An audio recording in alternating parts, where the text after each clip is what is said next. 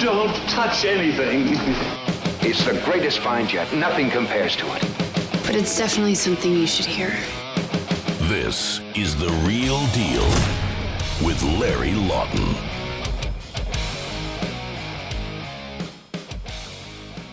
Welcome to The Real Deal. I am Larry Lawton. How do you like my new intro? And I got my intro with my buddy. Bulldog gave it to me today. I was on Bulldog's show. And listen, we're going to have such a good time. Bulldog, welcome back to the show. Larry, thank you for the invite.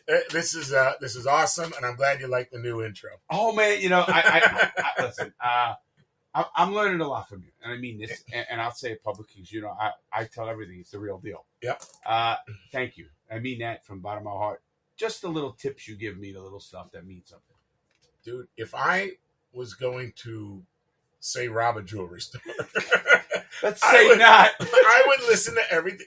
Yeah, look, man, you're kind of getting into this thing, and I've just done it. And if I you've done it for so long, man. 30 years, 25 years, 25 years. But the thing is, like, little tiny things make such a difference, and I have to learn them all too. You know, it's great. I came on your show today. You know, I came on last week. It was great. You came on mine. Yep.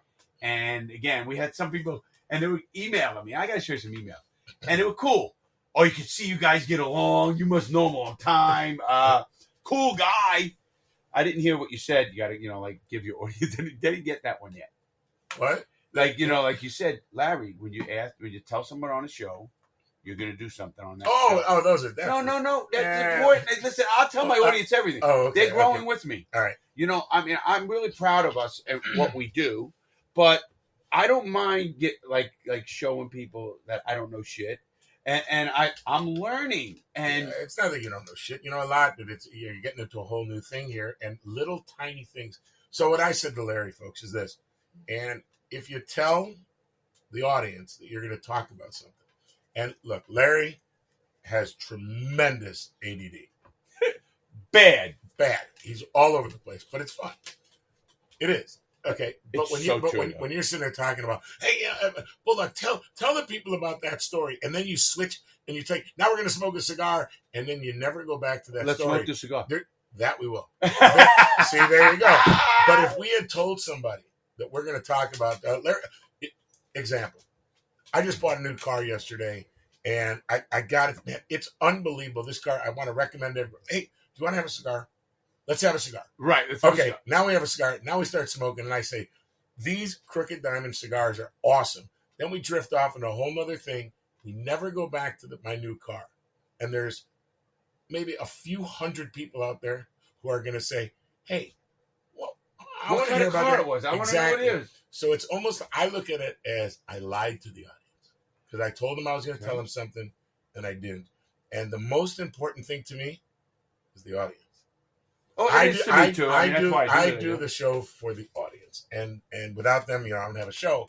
But I'm just saying, so that's one of those things. If you say you're going to do something, and that's why I always have a piece of paper next to me, and as I'm working, I'll write little notes down, and just to go back to it so we don't forget. You listen. It takes me usually a long time to catch something. Once I do catch it, it becomes, you know, I own it, meaning good or bad. Right. And then, like, you're going to see things like you don't realize. People don't realize. They know me, but they go, oh, wow, you did that. And I heard it from somebody who's been in the business or some kind, like the sign on the back of me right now. that will happen. I mean, I'm not saying it can be tomorrow, but I usually what I do is when I get downtimes, and that's very, very little, I write things down. I do, like, my own, like, repairs on my RV. I mean, we're talking about that. Yeah. Fuck you, it's still nice. See, I can say fuck you. There's no fucking dump button. No. I learned all about the dump button today. He has his hand there. I go, why is your hand stuck to this thing? Because it's for you, Larry. No, it's a dump button. But, you know, I really mean it. Thank you for very much, because I love to learn. That's one thing I do. I come from a different world. People know that. I mean, you know that. Yes, sir. And, you know, my buddy used to tell me, he goes, Larry, and I won't get off. Great point. This is going to be about your interview. No. Because in the beginning, I was really bad. Yeah. And now, obviously, people know me enough to know that, you know, Why did he say that? What's going on? What happened? And I come from a world where, listen, I didn't understand business, no less fucking anything. In our business, if you didn't do something right, you might die. That's not even being funny. You had to have balls, brains, and okay. courage. So when you start, like, if I just said what you just said, Mm-hmm. I've got to go back and tell everybody what business I was in, because you just can't say, because of the business I was in, you needed this, this, and this, because on terrestrial radio, people are tuning in that have never heard you before. Fortunately, you've got 139 episodes.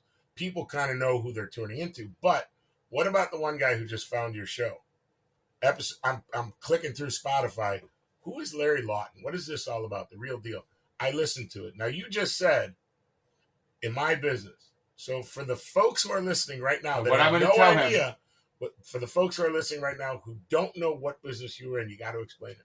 Well, a little different on here because they go back. I want them to go back. No, I understand that, but you haven't said today yet. I know, and I'm not going to do that every show. Well, then you just, you could say I was a former if they're here and they don't know that thing, right. Ferguson, why did I tune in? Usually the heading itself, they'll tell what the show is about. True. It's not a Ocean 98, which has everything to do with fucking Ocean City, Maryland. Everything. Really. Not really, no. Yeah, it does. Come on, I watched today, you're on your show, and you had a councilman who was pretty good about a fucking $40 million project, which was stupid. But I think that's everything to do with Ocean City, Maryland. Well, that is, yeah. But we do a lot of, we do other stuff outside of Ocean City too. But yes, we are focused on. I mean, we're here. The difference between my show here and say a syndicate or a Howard Stern. Howard Stern. He's on. If people want to tune into Howard Stern, they could, but they're never going to hear Howard Stern talking about that pothole that you and I just went over on Coastal Highway. They can't relate to it. I could, because I just went over that pothole. So, and I understand both sides of it. That's my attraction to local radio. And I love that. I love local radio. No, and there's, listen, I think there's a place for everything, especially with people who go to work and they have it in their car or wherever they listen to their own radio. I mean, I remember I always liked the show, and I was a Howard Stern guy, and I was different shows, and I like shows to this day, and even podcasts. I like Rogan. So what I would do is I'd be into a part of the show, Howard Stern more than anything, and I'd wait in my driveway until something happened and quit. You don't have to do that with Rogan because I know where it is. I just go back and I click on that thing. As a terrestrial radio guy and folks listening out there, that is one of the best compliments I can get. When I run into somebody and they say that to me, man, you made me late for work. I was listening to your interview with this, or I was listening to that, or I was listening, and I sat in my car and waited because I wanted it. That's the best compliment we can get. I 100% agree. Yeah. And matter of fact, I remember when I first went on your shows, and many years ago, I think it was Sip even. So, man, I was in the driveway. I was listening to you, of course, I think it's a great. And my only point when you said to go over who you are or what you are. Well, I was just giving an example for those who just tuned in. That's all. But everybody knows Larry. Larry Lawton is the. Now, this is my show. You can sit there and see. I'm gonna tell you about something. Okay, we're gonna go back on cigars. First of all, my sponsor. I do know this business a little bit. Now, you fucked with me today in your show. I did. You fucked with me. But can I have one? You can not only have one, we can both have one right now. Oh my God! One right here. I love these cigars. Why can't we smoke in your own? No. No. That was an answer. I didn't hear the why. No, because we can't. It's. I'm a absolute smoke-free business. You're a smoke-free business. Does your owner of that? I mean, does that guy smoke? I don't know. I only asked him if he wanted a cigar. So Larry met my buddy Leighton Moore, who owns the station and Secrets, and you two guys are going to get together tomorrow. I think it's going to be awesome. I want to see the distillery, and we're going to talk about that. Now, you have a paper and pen. Thank you, you have it. And I'm going to start doing that. That is a great, even if it's just a note here or there. That's all it is. You like that cutter, huh? That's a really nice cutter. Yeah, that's a $300 cut. I told you I robbed it. Jesus. I robbed that. That's what a $300 cutter? No. But I'll tell you, these guys at Oliva know what they're doing. You are good at this game. if you had to have a $300 cutter, there's no better one to have than an Oliva. It's not an Oliva. It's a DuPont. It's J.D. DuPont. You know, you know the corporation. Well, of course, yes. That's why it's a they put their name on it. Well, the name that matters to me is Oliva. Agree because 100%. Oliva cigars are the guys that back my friend Larry with the Crooked Diamond cigars. And if you go to crookeddiamond.com, you can order yours right now. You are fucking good. Churchill's and Robustos. Double Robusto as well. A double Robusto. Yes, we have a double Robusto. What is a double Robusto? A little fatter. Okay. We have a 5 by 54. We have a 6 by 50. A 7 by 50 to Churchill. And then we have a 6 by 60, which is a double Robusto. So, yes, we have the four types of cigars. And a lot's happened, a lot's changing in our stuff and stuff. Yeah. But, I've learned, obviously, he's been doing this for 25 years. I've been doing it for a year and a half or something like that. Obviously, I was never I understand the media very well. Obviously, I was on TV a lot, and I do that. And again, you learn. And I remember my first interview, and I mean that. I was so fucking bad. I got people who were you nervous? No, not even. I don't give a fuck. I mean, I'm at that point where, listen, I speak in front of a lot of people, like 300, 400, 500 people at a time. Were you nervous the first time you had to Never. do that? Neither was Never. I never got nervous in front of a crowd. Never either. And you know what? I always think not everybody's going to like me. Not everyone's going to hate me. And fuck everybody who does or don't. And you know what? I went into that with I believe in what I talk about because I don't lie. People say this to me all the time in the book and everywhere. Man, I went on. Did you ever hear Concrete podcast? It's a pretty big podcast. And so their producers there, and they have to set up and all works. And the guy, so I was on the podcast for 3 hours, and he goes, at the end, he goes, Larry, this is our third time on our show. He goes, I actually Google every word almost you say from your operations, things I've had wrong with me, to and everything you ever say has been right on. I says, because I don't have to lie. When you lie, then you have to remember a lie. I don't have to fucking lie. If you don't tell a lie, you don't have to have a good memory. That's a great line. And that's the truth. And actually, I think Leighton's the one who told me that. But I'll tell you a line that I heard about lying, and I'll never forget it. And I've used it. Fucking cigar. And how's your car? That new car you bought? I didn't buy a new car. I know. Why you? I'm not lying about that. It was an example. But one of my favorite movies ever, Thief with James Caan. An old one. One of my favorite movies of all time. And there's a scene in there when he's sitting across the table. I don't know if you remember the movie. He was the diamond thief. I kind of like. Okay, and so he's sitting across the table from Willie Nelson. James Caan was in prison with Willie Nelson, I guess, and he became. Willie Nelson was in the movie. Yeah, and they're sitting kind of like this, but there was a mirror, a wall between us, and we're talking through the glass, and we're talking through the holes. And so James Caan was talking to Willie, and he goes, "Look, I met this girl." He goes, "But she doesn't know what I do.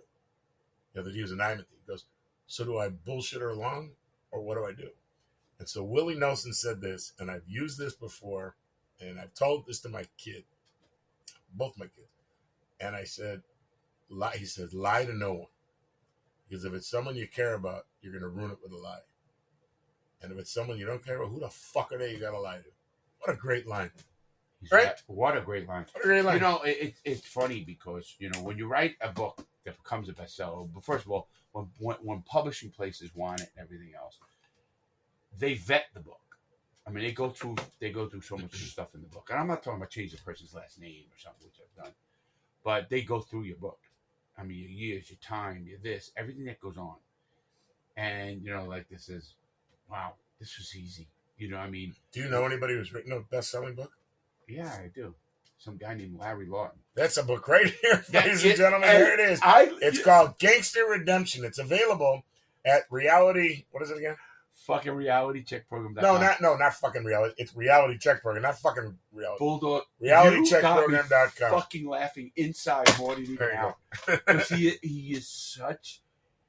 is a pro. Let me tell you what I mean. I know he's fucking with me now, but he's such a pro. And I was on his show today, and I've been on his show enough to know you really fucking run a professional show. Yeah, And thank you. I appreciate that. And I only say that because, we went to lunch today. And this is the truth. We went to lunch today, and I hope the guy listens to it. We went to lunch, and the place was great. I'll give it Rapino's. Rapino's in Ocean City, Maryland. Mm-hmm. And we bought a pizza. I had never been there before. Bulldog is down the road. Ocean Secrets is on 49th, and this place is on, I think, 33rd. Maybe. Something like that. I've seen it, but it's tucked away behind a Burger King. And I've just never thought to go there, and I've never heard anything about it. It's great. It not only was great, what did we both say?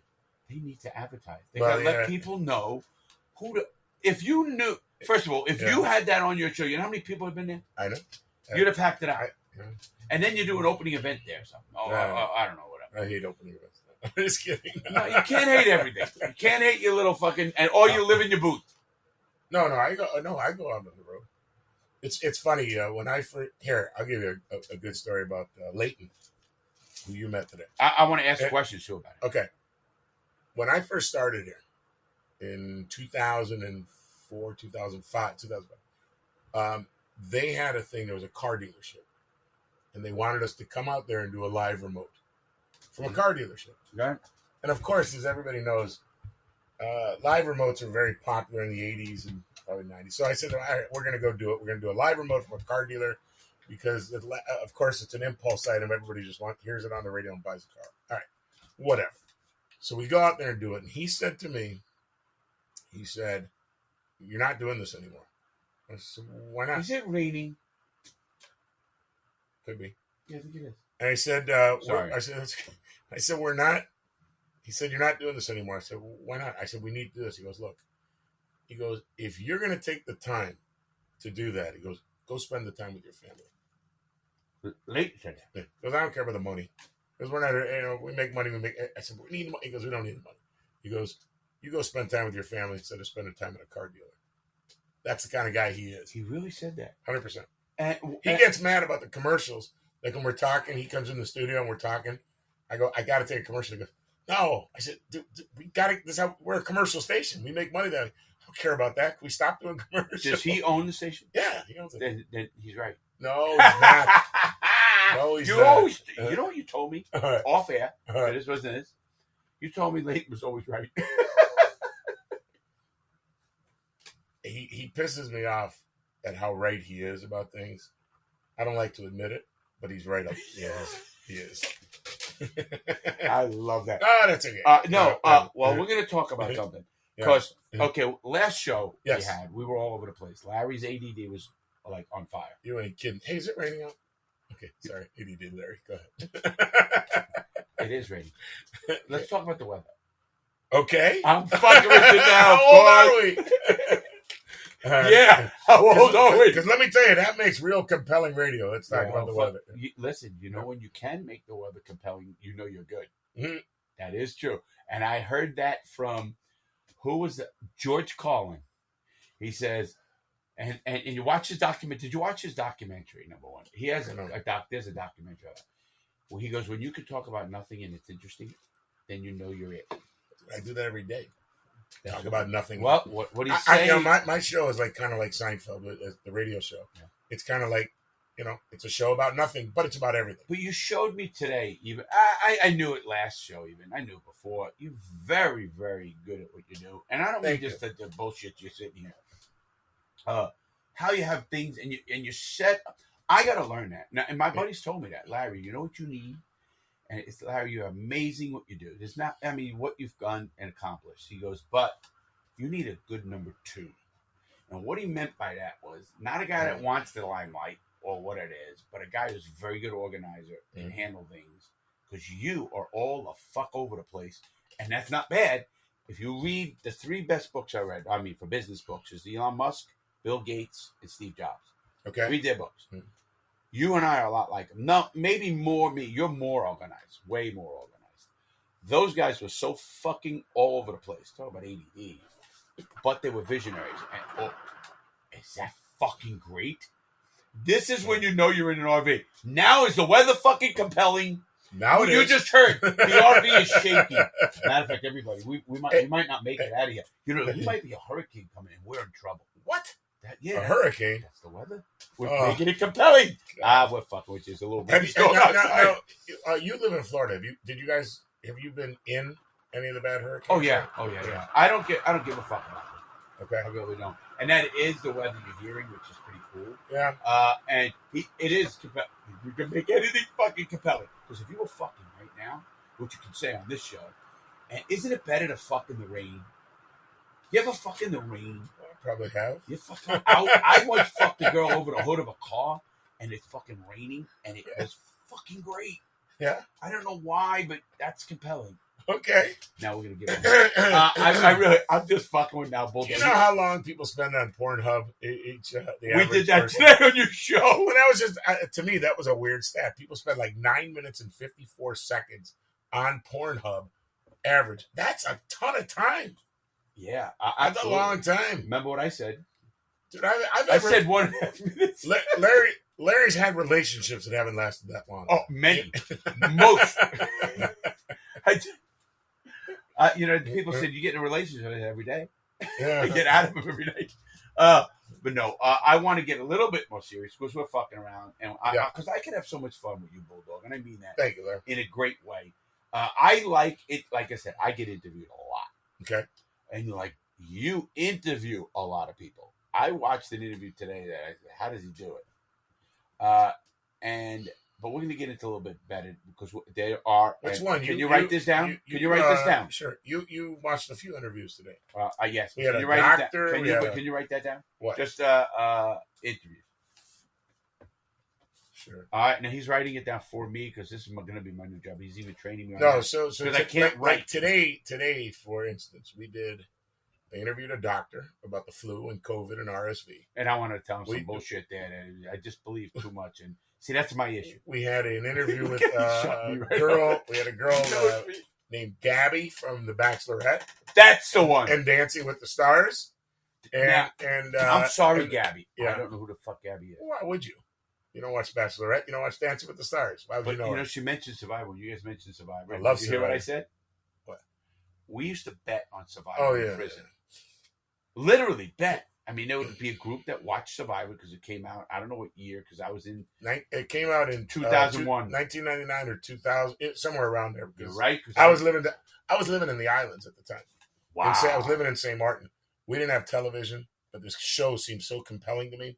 It was I think it was on Thursday nights, and my wife and I used to go out to a bar. And we had a little group of people that used to sit and watch. It was Wednesday or Thursday night. Watch Survivor. I think it was Thursday. The reason I know because I was in prison and I was on an island too. But it was a fucking real. You couldn't leave. There was no boat getting off. Well, I didn't think so. But we used to watch it in a TV room. Okay. And we'd bet. In the beginning, we literally. What are you guys betting? You get in there and we put all the names of the people on. No. What I'm saying is what are you playing for? Stamps, books of stamps. It's money. Everybody has. Okay, they have commissary, right? But it's not about commissary. It's not about. I want to get into you because you're getting me on my fucking ADD. Like you're fucking ADD. No, it's not my ADD because you said something. It's interesting, and I don't know anything about it. So I'm going to get back to it. No, you won't. Some other day. You won't. So what are explain to me what stamps are? You and I are betting. What are we doing? You want to have your? I don't want to fuck this up. You want your toy? Yeah. All right. Oh, back to that. Now you got now you have all your toys. But you leave the other one up. Okay, right, go ahead. Now you can play with everything you want. What do you want to play with? Keep going. All right. So anyway, he's got his little sound machine.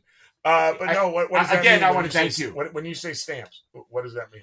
Okay, like in every environment you're at, forget prison. There is bartering or there is money. What happens is in prison, it used to be cigarettes was the currency. Right. It's no more. They don't sell cigarettes. Or cigarettes are illegal. It's still there and it's still a good currency, but it's not. It's now become gold. Okay. Instead of regular money. But stamps is money. So a book of stamps when I was in was $5. Like you talking about regular stamps? Yes. Like they go on an envelope? Yes. Oh, I thought you were talking about something special. Okay, stamps. Okay, gotcha. No, this is the fucking the green stamps. I got Remember you. those fucking things? S&H green stamps? S&H green stamps? Love those things. Yeah, they're out. I think when we cleaned my mom's house, I think she got a bunch of them. The books. Yeah, books of my S.H. Greenstead. Yeah. All right, so stamps. That's what your money. That's is. what I'm saying. Everybody would have to put up a book of stamps. Right. Now in prison, a book of stamps when I was in was $5, even though the stamp was 30 cents. The stamp when I went in was I think 30 cents. Even though it's 30 cents, it was really a quarter. Okay. So 20 stamps is a book of stamps. It's $5, period. Got End it. of story. Got it. So to people who use stamps, which is the mail guys, who legal guys that have always mailing stuff out, would buy them at $5 and actually save money. So it's good. a commodity. I got you. So you weren't you on stock exchange? I was on the commodity. I was on the Chicago Mercantile Exchange for 18 years. Wow. I mean, that blew me away. And you have to listen, everybody, to our last show, and you'll hear last show, and you'll hear Bulldog on that. Talk about that, because I had no idea, and that's an amazing. And obviously, you have the brains to do whatever you want. You do. Fuck it. Now I'm getting into my interview with you. Okay. Because people did want to know a little bit. They go, how did you told me how you got in a radio on St. Martin. How do you get to meet the guy who owns Secrets? Did he own the radio show back then? And you can write stuff down. I must be hitting good things. Well, okay. So how did you meet Leighton? And how did you get here to Ocean City, Maryland? Okay. Two great stories. Two questions. Okay. So I had a buddy of mine when I was in Chicago, a radio guy. His name was Mancow. I don't know if you ever heard of Mancow. Of course. You know Mancow? I've been on the show. Okay. All right. So he had a radio show in Chicago. So his show. That I was living on the island of St. Martin at the time. I left Chicago. I moved to St. Martin, and I wasn't on the run. I know. Okay. We went over that later. Did we talk about that? All right. Listen to the last show, and you'll see I was not on the run. So he was syndicated all over the place, and one of his radio stations that he was syndicated to was a station in Ocean City. I don't remember which station. I don't even think they're here anymore. But he was syndicated here, and they were doing a promotion. I think it was a Jose Cuervo thing. So, obviously, Secrets, being the largest nightclub on the East Coast, was a destination for this promotion. So they brought in Mancow. They had a big thing on the beach here at Secrets, where they did a big, I don't know, some show or whatever, music, whatever it was, and a promotion for Cuervo. Somehow Leighton met Mancow. Mancow met Leighton. I don't know how they met. Leighton owns the place. Mancow was there. They got together. They met. I get a phone call. He calls me down in St. Martin, and Mancow says to me, he goes, I just met this guy. You got to meet this guy. He goes, this guy's awesome. But now I was in St. Martin. But you didn't do the Mancow. You weren't on his show. No. I met him. That's a whole nother story. Well, people are going to say, well, how do you get the Mancow to call you in? Oh, my God. Okay, so we were, you're right. We were friendly. See, I'm not going all the way back to the Mancow. That's a whole nother thing. But anyway, we could go back there if you want. Do you need another drink? Not yet. We're going to keep going because I am going to be, yes, put that down. We got to have one drink. All right. So, well, I know I'll have a cocktail. Yes. Yeah. All right. So Mancow called me and said, dude, I want to bring this guy to the islands because where we are now, where Larry and I are at Secrets at Ocean City, it looks like Jamaica. Leighton is a huge fan. You could ask him about that tomorrow. You could ask him about Jamaica. Which one do you want? I'll go Lakers.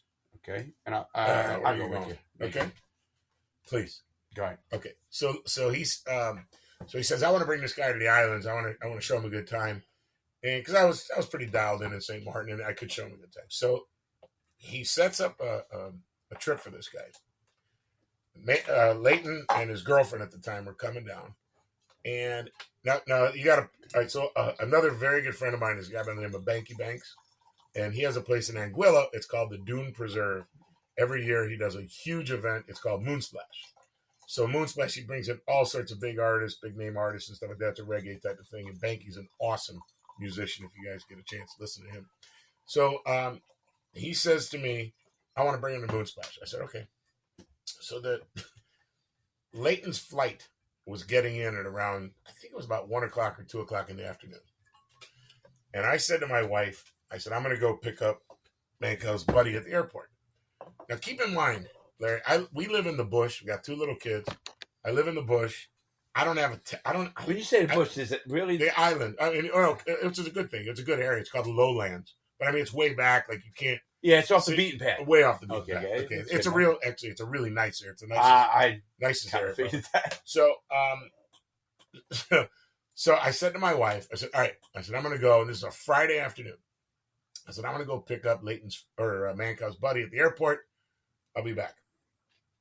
And I go to the airport and I'm standing there and I don't know what this guy looks like. I don't know anything about him. And I'm just standing there. I'm waiting. And there comes this couple walking off, this guy and this girl. And I look at him. I'm like, I said, hey, he looked like he was kind of lost. Like, I said, are you Leighton? He goes, yeah. Are you Bulldog? I said, yeah. I said, how you doing? Nice to meet you. Blah, blah, blah. Okay. So we get in the car and I said to him, I said, look, Mancow's flight doesn't get in until 11 o'clock tonight. He was on a late flight coming from Chicago. I said, so what I'm going to do is I'm going to drop you off at the hotel. You guys go hang on the beach or whatever you want to do. It's 1 in the afternoon, 2 in the afternoon. I said, and I'm gonna run home and then I'll come get you later on and we'll go pick him up at the airport. It's okay. We're driving back and he says to me, he goes, hey, is there any place we can get a drink around here? And I said, yeah, why not? So we go and we belly up to the bar and we're sitting there and having a couple of drinks. It's a place called Hot Tomatoes. And we just start talking. And you know when you meet somebody and you connect with somebody, I don't want your audience to think I'm a nut, but it was almost like I had met this guy before, but I hadn't. But I know you mean. But I've I had totally a few friends. felt like I met this guy. I knew this guy. There was a connection to this guy somehow. I don't know. But we start talking and just bullshitting and telling stories. It'd be like me and you just sitting there telling stories, one thing after another. And he says to me, he says, hey, he goes, don't we have to get Manco? I said, no. I said, his flight doesn't get in until 11 o'clock. He goes, it's 11 o'clock. So now you can imagine. So you were drinking from about 2 until 11. Oh, my 9 God. hours. I love it already. Mm-hmm. It felt like nothing. I was like, holy crap. So we go to pick him up and we get Manco. Now keep in mind, I still haven't called my wife. Last thing she knew was Friday, me telling her I'm going out. I'm going to pick up this guy at the airport. She's special, though. She's the best. I mean, I met your wife, and She's really the best. And so we picked Manco up. We went for another drink, and then I went to drive him back to the hotel. Now, I'm trashed. And I said, I can't drive home. I live on the other side. Like, I was a little bit of a ways from the hotel, drive back around. I said, you know what? I'm just going to pass out on the beach. So I sleep on a beach chair. Okay. I wake up in the morning, and we're going to Anguilla, which is another island. Right, we're going to take the ferry over there. And so Leighton goes, why don't we just charter a boat? I was like, what? I go, no, we're going to take a ferry. He goes, nah, I'll just charter a boat. He charters like a 40-foot sailboat. It's a huge boat with a captain and stuff. He charters it. Yeah. So we got our own boat. I'm like, fuck yeah. We jump on the boat, head over to Anguilla. We go to the concert Saturday night. Sunday morning, we get up, sail back to St. Martin. Oh, you guys stayed on the boat? Oh, yeah. I think I slept on the beach. Again? I don't know where the hell we wow, slept. You sound like a beach sleeper. I don't remember. Hey, I was an island guy.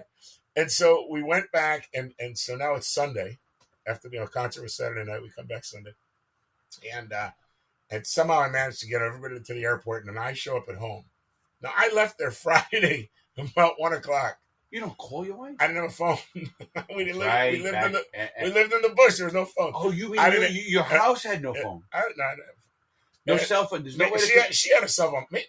See, I want to think maybe I did call or somebody may have called. I don't know, but I didn't have a phone. So we went and I showed up. Sound like you're and here I come back. I come back to the house and she's standing there. She just looks at me. She goes, "Oh, did you guys have fun?" I was like, "Yeah, it was awesome." And that was how I met Leighton. That was the first time I met Leighton. And then after that, we just kind of would see each other a little bit here and a little bit there, and we became very friendly. And, but how do you get a radio show? Because people go, how do you end up? Well, obviously he owns secrets in, which I'm going to find out tomorrow.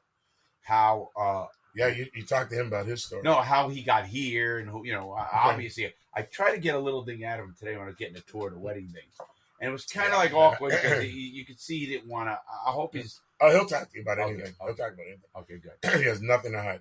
No, I see he does. So, all right. So then so after we had been, I don't remember where we were in New York together. We had seen each other a little bit every once in a while, over the years. I forget, here and there. And then we, because I guess I probably met him in 2000, 2001, something like that. And so, you're still in St. Martin? Yeah, I was there, and I was doing a radio show there at Laser 101. So I got a phone call from him. It's a pretty bizarre story. I got a phone call from him. I was in New York. I was living in. I had moved back. First salute on this one. No, we have not saluted. Chindanun. 101 years. Okay. Chindanun. That's good. So we had. That put a little hair on your chest. I got it. Not on my head. Jeff. I mean, so I had moved back from St. Martin back to the States, and again, why did I move back? The rumors were so much better than the truth. I'd gotten arrested. I was going to rehab. I was going in for tax evasion. These are all the stories going around? All the stories. And it was all over the internet. They would write these things on blogs back then. This was 2004. And we were getting divorced. There were just so many rumors about why we were going back. I got kicked off the island. There's a million things. The show was canceled. The truth of the matter was, we went back because of the kids and the education. And that's 100% the truth. It was like, the island was cool. And my son was, at the time, my daughter was 10, my son was 7. And, we had moved there when they were 4 and 1. So we were there for 6 years. It was long enough. They grew up down there. They went to school. But then it was time to get back to the States. We came back, and one time, I don't know, close to the time we moved, we were visiting my mom and dad. I may have told you the story. No, you haven't. In Chicago. Okay. And we were visiting him, and my son, little blonde-haired, blue-eyed little kid, he looks at my dad, and he goes, "Yo, Grandpa, where Grandma be?" And my dad looked at me, and he goes, "You are moving back." Is St. Martin Jamaican? Well, no, it's not Jamaican, but the accent is, No, I didn't know. Is it a French Creole island? Well, half of it is. The other half is half French, half Dutch. Right. But the local, they talk like this, you know what I mean, man? I have everybody a friend, talking so, So we, so when we finally moved back, we decided we moved to Houston. Don't ask me why. We just did. We didn't know. No reason. No. Never been to Houston. Nope. I don't think either one of us have been. And you just pop and said, "Let's go to Houston." I don't know. That's pretty fucked up. We had. That's not fucked up. I love the adventure. We had a couple people we knew in St. Martin, had a place in Houston. They were from there. I said, let's give it a try. We didn't want to go back to Chicago. Now, so we went there. I have to stop you. Yeah. Are you wealthy enough at this point from the top stock exchange or whatever and the radio show to pretty much do what you want? Because it's everybody who's out there, my show, listening, saying, "The fuck, you need money. How do you go just pop in?"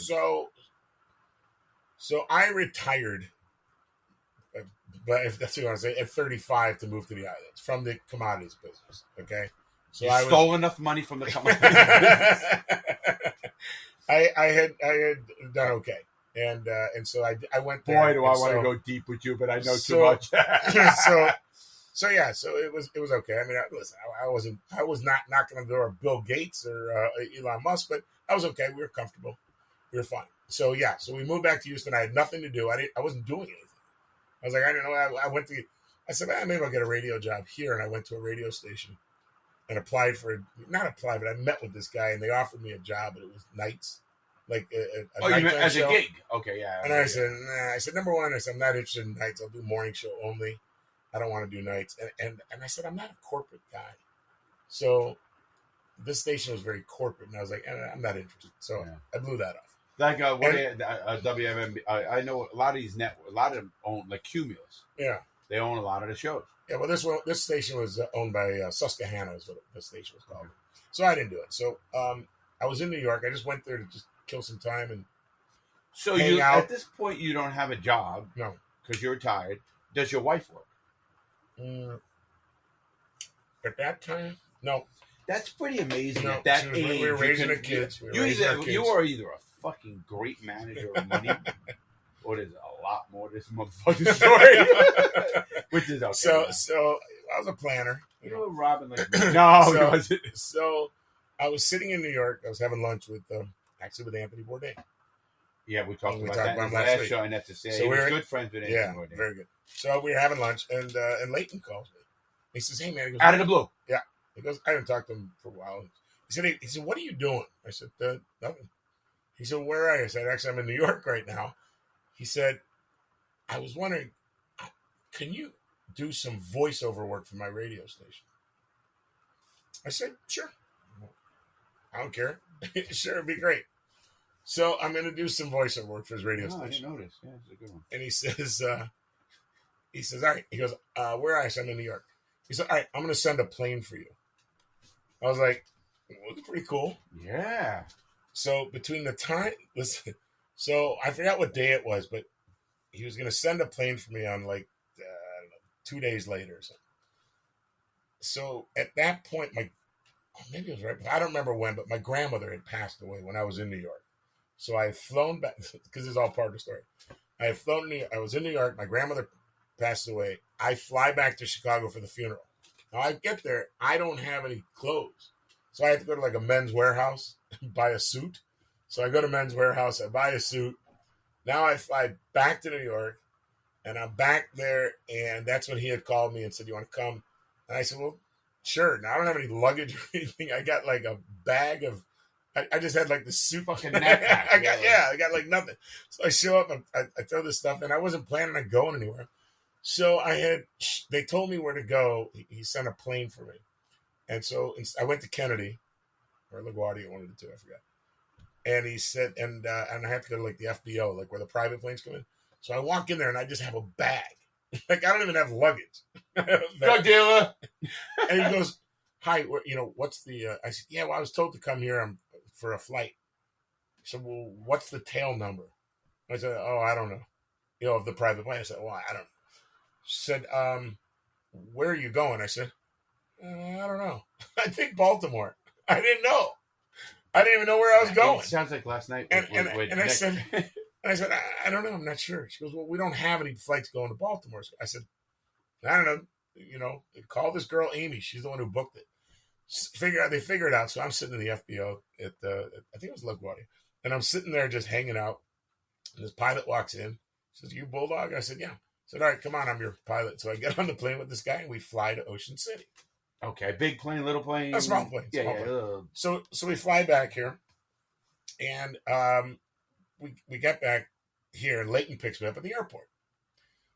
Now I've never been to here before, so we get in and we get year. Give us a year. 2004. Right, because you've been with the station since 2004. So we fly back to Ocean City. He picks me up, and then we don't go to Secrets, where I'm going to do the voiceover work for the radio station. We go to a place called Sunset Grill, which is in West Ocean City, owned by our friend Buddy Trollop. Great guy. So we get there, and we get on a boat, like a yacht, with Leighton and all. It's Leighton's buddies. Buddy was there, and this guy Gary, and Good friends of yours today. Yeah. I mean, these are all friends of mine today, but they were all Leighton's buddies. So we get on this boat, we untie, and we go to Cape May, New Jersey. I'm going, what the hell are we doing? So I've never seen Secrets. We head out on the ocean. We go to Cape May. Now we get off in Cape May, and we're hanging out, partying, drink, having dinner and stuff. We come back. Next morning, we get on another plane. He brings another plane. The boat keeps going up to New York with a couple guys. Leighton and myself and maybe one other guy get on the plane, and we fly to Ocean City. Now I'm going, what the fuck is going on here? Then he takes me to his house. Leighton does. He gets on the boat, and we come over to Secrets. Oh, the same boat? No. His boat. He has a jet boat. It's pretty cool. Okay. He's got a badass jet boat. So we come over to Secrets, and then we're walking around. It's the first time I've seen Secrets. We come up. That's where the radio station is too. So Secrets is a nightclub. It's not a strip club, folks. So the name sounds weird, but it's not. So we go up to the office, and I said, "Hey, man," he's showing me around the studio and stuff. I said, "What voiceover work did you want me to do?" He goes, "What?" I said, "You want me to do voiceover work for your station?" He goes, "Oh, no." He goes, "That was bullshit." He goes, "I just needed to get you here." I said, "What?" He goes, "I want you to run this station." No. What a line. I was just going to, my next question, I'm glad you got to that, because I was going to say, How does he know you do voiceover work? So when we were friendly, back when I was in the islands, and he had the radio station since 2002. So he had said to me one time that he has a radio station, and I remember him telling me to listen to my station online. And he asked me, he said, "Hey, did you listen to my station?" I said, "Yeah." I said, You never did. I said, "For about as long as I could." It was terrible. It was awful, Yeah. and he knew it was awful. So that's why he recruited me. And so when he said you wanted to run the station, I was like, "Dude, wow." I said, this is everything I could want, because my criteria for a job, I wanted an independently owned radio station. I wanted a station where I could do the morning show and be the general manager of the station and have a cool place. That was it. I wanted to live in a cool place, independent station, have total control of everything. And that's what he gave me. And I said, "Listen, I can't just make a decision like this with my wife." So what he did was he flew me home, and then he flew Nancy down here. No, he flew you home so that both of you fly back. Nope, I stayed home with the kid, and Nancy came back by herself to meet Leighton. Yeah, and then he showed her around Did the area. Did she ever meet Leighton? I think she had met him before. Yeah, I think so. Anyway, but so that's how it was, and then she came back. She goes, "Well, yeah, it's a cool place. It's neat. It's everything you want. Blah blah blah." But the problem was the kids were in school. We just put them in school. We just, got them in school. It was like October, November, something like that. So we had, we wanted, so I said, "Well, I'll come do the radio station." Every Friday, I would leave. He gave me a place to live right here. Where the distillery is, that used to be condos. So I lived on the property. I think before the distillery, I remember you had a hotel. There was a hotel. When I came here, there was the last probably, time. Yeah. So I lived there. That's where he gave me a condo. So I stayed at the condo, and then Friday after my show, I would drive to Baltimore every Friday, fly back to Houston, and then Sunday morning I'd get up, or Sunday afternoon I'd fly back to Ocean City. Now that seems like more 8 work months. than you ever did. Even that's work. You know that. I know about it. Sucked, but you know what? We had to do it. I did it for the kids, and I understood why she wanted to keep the kids in school there instead of switching, pulling them out. We just pulled them out of the Caribbean to the States to go to another one. I got it. So I did it for 8 months. Then we bought a house up here and moved here. And now when you came here, obviously Secret, and let everybody know, if you want to look up Secrets, it's SEA, Secrets, and then CRETS. It's C like in the sea. Right. So it's Secrets, and it's in Ocean City, Maryland. Just look it up. You can look it up online. And from there, you can find my station, Ocean 98, because we're all owned by the same place. Right. So, Matter of fact, Nick, who is my new guy, you just met, listened to the end of the show. Oh, yeah? From the website. He goes, "It didn't come in good." It was, and then I think there was video too, and he goes, "It must be 480." And I said, "Don't worry, Nick. We're working on that with them." We're working on our website. Yeah, no, it's an issue. It's okay. But it was amazing. You found it. Sure. Yeah. So we got a lot of listeners, man. There's a lot of people in there. I do. And, Absolutely, you do. And so it's been great. And it's like I said, 2004. It was really funny when I took the job. Really took the job. Larry, this is the truth. I have never in my life filled out an interview. Or application for a job. I have never been on a real interview. I've never done any of that. Neither have I. Well, I believe that. But we had an interview like regular place. Yeah, like I've never done that. So Leighton had said to me as we're driving back, he said, "Hey," he goes, "if you want to," he goes, "we should probably talk money." I said, "Oh yeah," because we never talked money. Like, what was I going to get paid? And he threw out a number, and I said, "Yeah, okay." It was not even a negotiation. It was enough to make what you didn't need money anyway. That's what I'm saying. It didn't matter. It was everything I wanted. So he could have said whatever, and I would have said, "Okay." But he's not like that either. No, listen. It wasn't. It was enough to. It was not enough to pay for my plane tickets every week up and back to Houston. And you still did it. I didn't care. It was awesome. Your life is so interesting because I have things in my head that I'm going to put on here, but they're in my head and I won't forget them now. Okay. Because yes, you will. Yeah, I bet I don't because that person emailed me and that's why I want to know. Okay. But I'm not going to go there yet. Okay. That's how good it is. Okay. But I just want to go with it because when I interview somebody and people ask me, "How do you get interviews? What do you do?" And it's usually the people I meet. Or it's somebody says, "Larry, you got to interview this guy. He's interesting." Leighton. I was going to say Leighton is an interesting person. He is You know, when you talk about layers of an onion, so interesting. He is a visionary beyond anybody I've ever met. I saw that today. Yeah. I really did, because there's so many questions I have. I mean, I tried to, you know, he gave me, listen, let me tell you, the guy we're going to interview is going to be on my Monday show. You're going to see that the guy, I mean, he took his time out of the day, showed us a project you guys are doing, or he's doing, obviously. And this secrets was not, even from, I've been here, maybe 10 years, I know you, less, maybe 10. It's been a while already. I think it's more than, we've known each other for a while. Yeah, it's been a while, because I just had my book out. I think When I did it just come had out? it 2012 or 13. And the book you're talking about is the Gangster Redemption. Put the book down. Well, I just want to tell everybody. I put the book down. I'd rather do my Youwager. I got to do my sponsor. But no, I'm not going to do it. Youwager, we're going to get into that always at the end. But and I should do it at the beginning. But you know what? That's the glory. That's the blessings or the positives of podcasts. Yeah. I could look at my clock, and the only reason I'm looking at that, well, what's the clock? right here, is to make sure it's running. Okay. Because I've lost internet. Ooh. And then shuts it down, obviously. So obviously my internet's better than yours, so I'm off my hotspot. Good for you. But no, it's funny because I only look to see it's on because we could talk as long as we want, and if it's compelling, it's going to keep going. And I understand. I am not a fan of the 3-hour shows and 4-hour shows people do have. You know, like rap podcasts. And that's Joe Rogan. It's everybody. I've listened to Rogan and a great interview.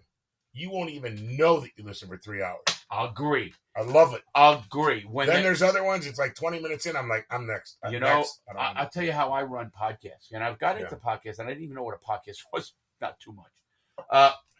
I had a local radio show. I didn't know if you knew this. No. I had a local radio show when I first got out of prison on an AM radio show. Then I was offered a public TV show on a public show. And it was called Lawton's Law. And we got a lot of people that loved how I was and what I did. That's, again, it's more experience you learn about being on TV. More TV. I did more TV than anything. But so with the podcast, what I did with Rogan or anybody, I mean, I would be on the road. I do whatever I'm doing. I listen to a podcast, and okay, we got to go to dinner tonight at 6:00.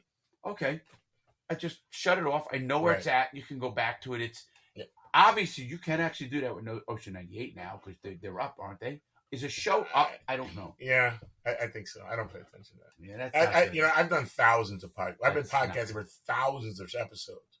They're up there. I mean, if you go look up Rude Awakening show. Bulldog, Rude Awakening. Oh, it's all over the internet too. It's got to be over there. You got to look them up on Wikipedia. But we got tons. I mean, like I said, I've been podcasting before anybody else was podcasting. 10 years. I just didn't call it a podcast. I didn't know what it was called. It's very confusing today. I had a manager who's very, very successful businessman too. He sold his internet company. He invented internet marketing. He owned. That's the company I forgot last week. He owned a company called iTraffic. He was from Baruch College. We grew up together. A great friend of mine, and he ended up being my manager to open this whole thing, this YouTube stuff. And he ended up selling his company for $30 million. And he's like, you didn't have to work. I grew up with him, and I talk to him. He goes, and I go. He goes, do you need a little help? I go, yeah. You want to work for me?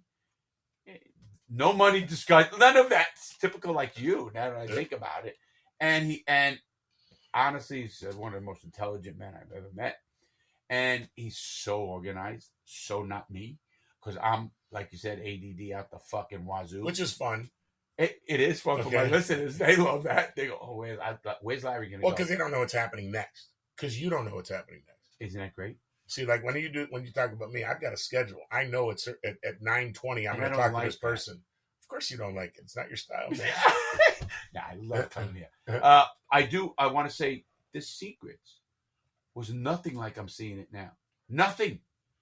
There was no distillery. No. There was no. I mean, even the bar. I don't know if we had a liquor store at the time. No, I don't know. No liquor store. No Secrets. We did not have a distillery. No, there was Secrets. Was here. Oh no, the bar, because that's where I came. I actually came and we did and I did come there one time for the day, and I loved that. I was out in the middle of the river here or wherever I was on some float, the bay, whatever the fuck it was. And I'm out on a float, and I'm like, what the fuck is? And it's so packed, and In fact, it was so packed. I'm like, what the fuck? It was kind of weird. Oh, if you look it up online, man, you'll see how packed it is. Yeah. Right. Well, I mean, I think that to me it was amazing. And it's amazing how you grew with it. Because I'm sure you're a great... Listen, and I've read a lot of books. I'm a big reader. I don't know if you know that. Very big reader. I read thousands of books. Of course, when you're in prison, not much to do. Right. But I was a reader before. Even before that, okay, I was a reader. Always was. I love reading too. I do. And what happened was when I read all the books of the Bill Gateses and this, not one of them knew where they were going. They just had a big vision, but they always went off on different avenues. Things they said they never thought was going to happen, and it happened, and they took the ball and they kept running with it. Larry, I'll tell you, I love the idea of the unknown. That's why I like what I'm doing. I don't know what's next. Listen, this is a great chapter of my life. I love what's going on right now. I love my job. I have no intention to quit. But I'm just saying, I don't know what's next. But I know whatever's next is going to be awesome. Do you know what? Because if I'm going to take that leap, I'm going to do something. It's going to be great. I love doing new stuff. You said something. I had one of the great trips I really did in my life this last few weeks. I was with my cousin, who's Cheryl. Cheryl, she was awesome. She's not only been on this show. We got she's also did videos. She's a life coach. She's actually sat with the Dalai Lama, and I mean 3 times for not 1 day, 3-4 days. I mean, think of that. You're sitting in. You want to talk about peace, tranquility. And it's a lot like sitting here with you. Yeah, not Eddie. I mean, so fucking. You want to talk? We're not even on the same planet. We might not even be in the same universe. Okay. But Cheryl is just an amazingly smart woman, and she said the same thing. I said, "Chet, you're now living in the Canary Islands. You were living in Budapest. Right? I better not say because it happened already. It will be happening. She's doing a coaching of a team for a country. I was with her yesterday, 3 days ago. She gets a phone call. She's a coach. She trains corporations and big companies, and she's training a company to do the biggest deal ever between the government of the UK and defense, a big corporation. Oh. Biggest deal, billions and billions of dollar deal. She's brought in to coach these people to do it. Wow. I mean, she's amazing. Cool. Yeah, that's pretty cool. But she said to me, this is why I had a preemphasize that. She says, I go, what are you doing, Cheryl? Where are you going next? Because I said, well, listen, Cheryl, I'm growing very quickly. Cigar companies, things going. I'm going to need somebody. And she was like, you don't need to hire me to do anything. I mean, obviously, I was my cousin. But she goes, I don't know what I'm doing. And then she told me her how she's gone, everything.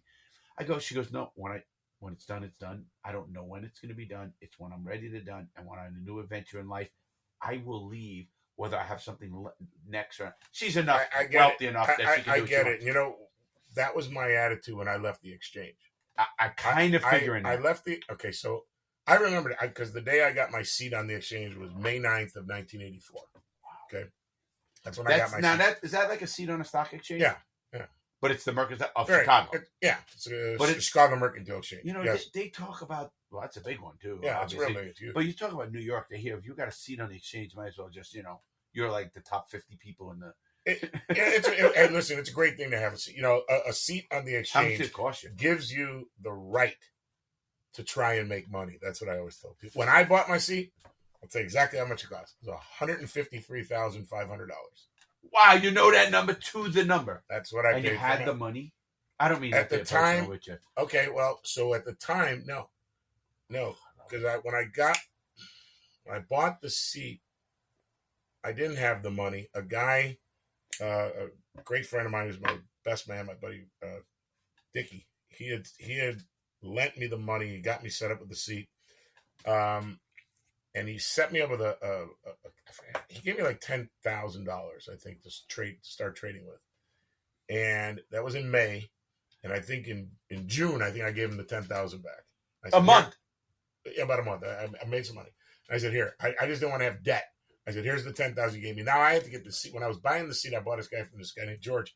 And he had let me put X amount down. I don't think, maybe I had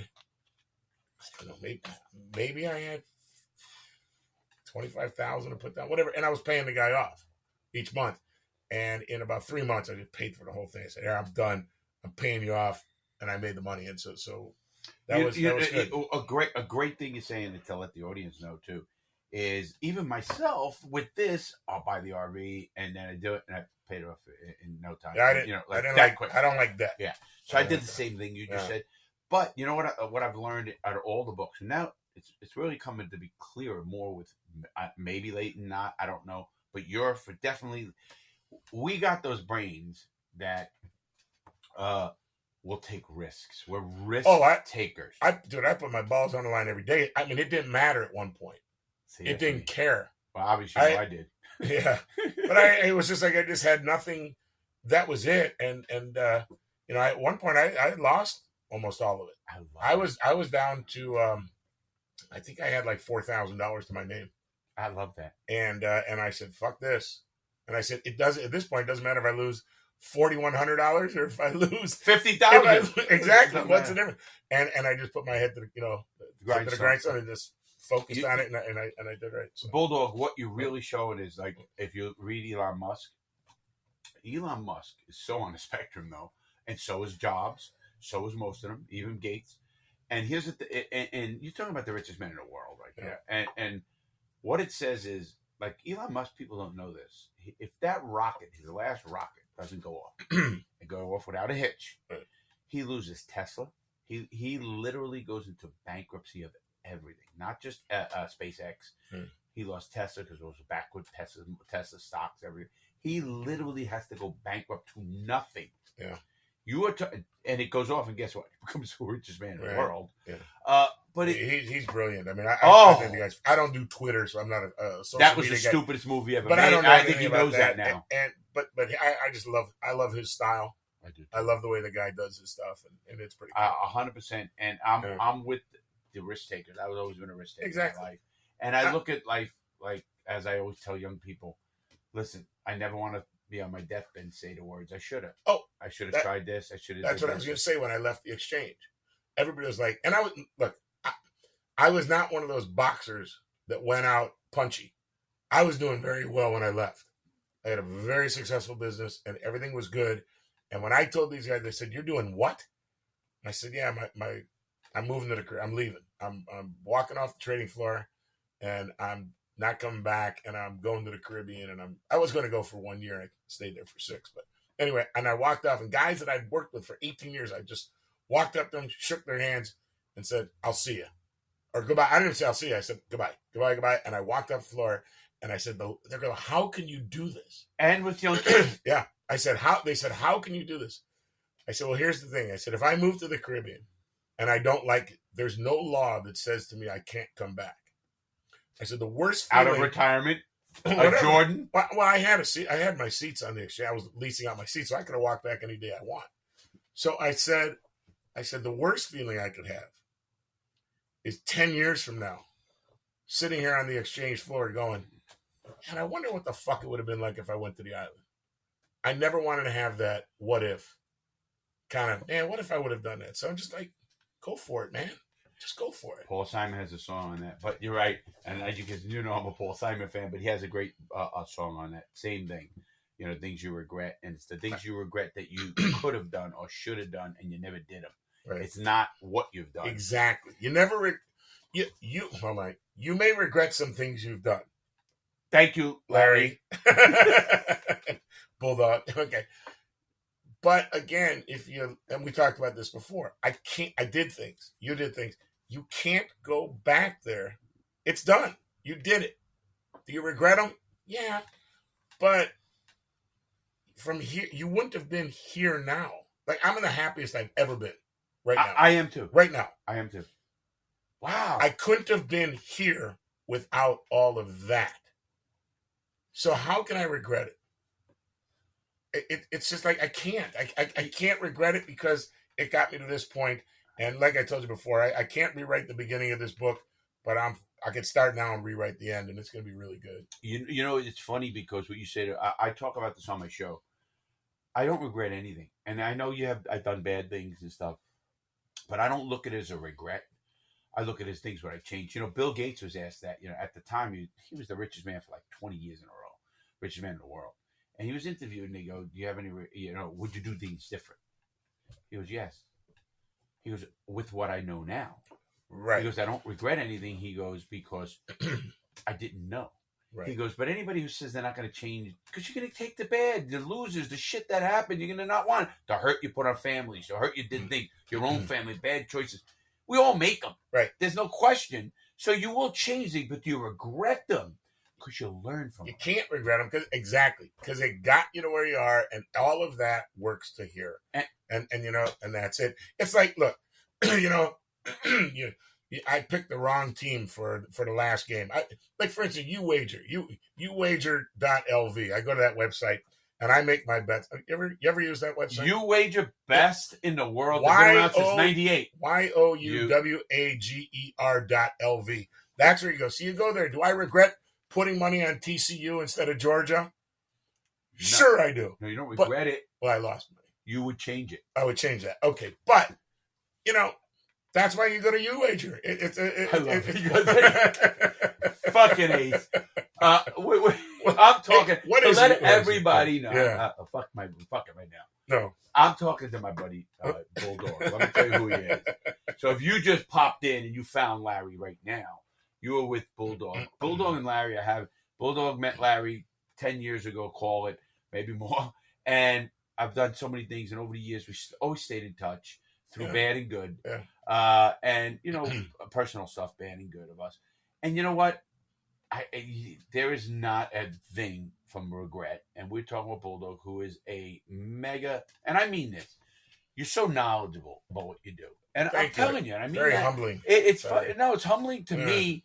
I love, people always say to me, and I answer a lot of comments, and I learned that from Mr. Beast, who is the biggest influencer in the world, just to let everybody know. I had his burgers. When he did the Beast Burger, they had a store opened up here. Did you know he's the biggest influencer in the world? I did not. Did you know he gets, forget it. The kid is 23, now he's 24. He's worth over $100 million. He'll be the first YouTube billionaire. Kid is a genius. And you should have seen his story about how much he worked and did everything and what he did. And the little things that I do now, just from learning from a young person. But my point is I know you and what you do in radio. I don't mind at all when people give me constructive criticism. And I get it a lot. I mean, and I hope I keep getting it because I take it from people, especially the people I know are doing it for the right reasons. They're not trying to hurt you. They're not trying to belittle you. They're not trying to, I'm better than you. I don't either. I help so many people in YouTube. I helped a couple of creators who are at 250 and now they're at 800,000. And we help people. I love that. I think there's nothing better than when you help somebody. And I get why people do. I've never done it, so I don't know what it's like. Bullshit. Fucker, there's no dump button, so you can say fuck. You're a fucking liar. Well, here's one thing that I find, which is odd, because I'm in radio and I do a talk show. But do you know what I think one of the things I've learned over the years? Listen. Like when I'm sitting here right now with you, I listen. I'm talking to you. Oh, I am. There are no distractions. I'm listening to everything you're saying, and right now, all that matters is this. And I think, like, if I'm sitting at the bar and we're sitting there talking, I'm listening to that person. I'm not worried about this and this and we get distracted. But I'm just saying, if you listen to people, everybody has a story. 100%. Everybody's interesting. Oh, here's a business I almost did. I stopped. I don't remember the reason I didn't do it, but what I was going to do. Oh no, you'll see why it's listening, because it goes with what I was saying. I was going to take a van. I have a van, and I was going to equip the van very much like what you have here. And I was going to go to New York City, and I was going to interview homeless people. And I was going to bring them into the van, and I was going to interview them. And believe me, if I would have done that, I would have listened to everything that person said. 100% my focus, my attention. And what is the difference between you and me and a homeless person? Could be such a minute thing. It's like, what? It's so minute. The difference could be right there. What is it? What is the difference between, You know, and I don't know why I didn't do the show, but and I'm gonna tell everybody, they all know me on these shows. I did not mention this to Bulldog or what we're just talking about. Not one bit. You know that. Not one bit. Not only is that an idea we are doing, really? I'm doing a little bit of a different twist. Okay. And how that idea came up with me in the community I'm in, and they moved a homeless food bank where people get fed every day from one city to another. They're moving it. And the other cities wanted to know, one of the people is a very good friend. I actually talked about him today on your show. I helped him get elected councilman. And he's a very close friend of mine. And we talk about this all the time, about certain issues. And he wanted to know why people go to that city as a homeless person. And it always intrigued me why you see a homeless person in Maryland or Baltimore or New York or Boston, and why aren't you to Florida? Well, no, it's an amazing thing. Yeah. Now I'm going to do it in Florida from city to city. Why did you're homeless? And I'm gonna first of all I'm gonna go in there and give them money, and I don't mean a lot. I'm gonna go give them a few bucks and say, "Can I talk to you about your story?" Yeah, exactly, the story. And not why you live in Florida, but why become homeless? And then when you did, you seem intelligent. Was it an addiction issue? Was it education issue? Right. Or was it a personal issue? Jobs issues today. You're seeing people who are really good people who become homeless for whatever reasons. And I was going to do the same thing, and I'm going to do it because Nick is going to film. I mean, I got a few things we're going to do. And I wanted to get a little bit deeper because I don't know if people want to give them that time. And I want to give them, with all the platforms we all have today, I have the platform to let people hear from a real homeless person. And why? Because how close are you or anybody out there from really becoming homeless? Exactly. Like, any of us, anything can happen. Absolutely. And fortunately for you and I, we just made ourselves closer to having $1.35 billion because we both bought lottery tickets. Oh, and we bought them right here at Secrets at the liquor store. The liquor store sells. So, Larry, let me ask you this question. Okay. Can I hate to interview. I'm not interviewing you. You're supposed to interview me, but let me just throw this out there. I know, because I thank you for giving me my notes. Okay. So what would you do with the money? You get the 1.35 million. What? Billion. What are you going to do? Obviously, getting such amount of money. The first thing I do is literally take care of all the people I know as friends, associates, in a way. And I don't mean like you got to give everybody $5 million. No. I want to give everybody a chance to do what they wanted without having to worry about that money and the return of the money at all. Okay. Anybody. Okay. It could be somebody I met and we connected in some way, and I contact him and say, hey, listen, you remember you talked to me about a radio store or whatever the fuck you talked to me about, and it compelled me to remember that or whatever it is, and I would say, okay, here's the money, and don't worry about doing it, and I want you to. I did this even when I was a gangster and I had money. I always gave back. My sisters used to call me a Robin Hood syndrome because I robbed a lot of money, but I gave a lot to communities and organizations and stuff of that nature. So you know what? You're even. Man, I wish it was that easy. Boy, that'd make it easy. But you know what it is? I just, that's the first thing I would do. Because and people say, what do you mean? I go, because charity, in my opinion, charity starts at home and with the people you know at home. For whatever reasons, and I'm not saying, listen, there's so many people who do the right thing and have a lot of money and people never know it. And even me. I mean, again, I don't want to get off that. Right. Because I don't have that kind of crazy money and I still do shit. And it's just because I think I do it. There's a selfish reason, too. Because I feel good. If that makes sense. I feel good. I get it. I totally get it. You remind me of two different things. One, I don't know if a buddy of mine and I were walking down the street in New York. There's a good friend of mine. And this guy was a guy who just couldn't get a break. No matter what he did, he was always in trouble. Give him the money. And we were walking down the street and there was a homeless guy. And my buddy reached in his pocket. And he had $2 or $1, $2, whatever it was. And he gave it to the guy. And I looked at him. I said, Steve, do you realize that guy now has a higher net worth than you? I said, because that's all the money you had. He goes, yeah, so what? That was his attitude. But something. But you know what's wrong with that? No, nothing. Listen, I mean, that's the kind of guy he was. He was a great guy. I mean, I understand help yourself, of course. Sure. But I also get that giving, or they call giving. Bill Gates came out with that giving pledge, and I think it's one of the best things when you get to X amount of net worth. Yeah, when you get to how, where do you have to? At what point? Yeah, man. Is enough. But you can always do something. Like I always hate when people say, "Oh, that's all he gave." I'm like, "What the fuck did you give?" You know what I mean? It's like that drives me nuts too. It really pisses me off. Yeah, because you don't know what the person really does to begin with. Exactly. And for you to judge, you can't judge. I always tell people I'm never going to judge anyone, and I mean that. I don't have prejudices in me or judgment in me, because nobody knows what a person's gone through. It could be anything, and it could be from abuses to a bad parenting to beating. I don't know, and you don't have to know, but don't judge them. Right. Until you walk in a person's, because maybe you might not even make it. You might not be here for whatever reason, and I believe that. So I'm not going to look. I take everything with and I'm not a religious. I'm spiritual. I take everything with that.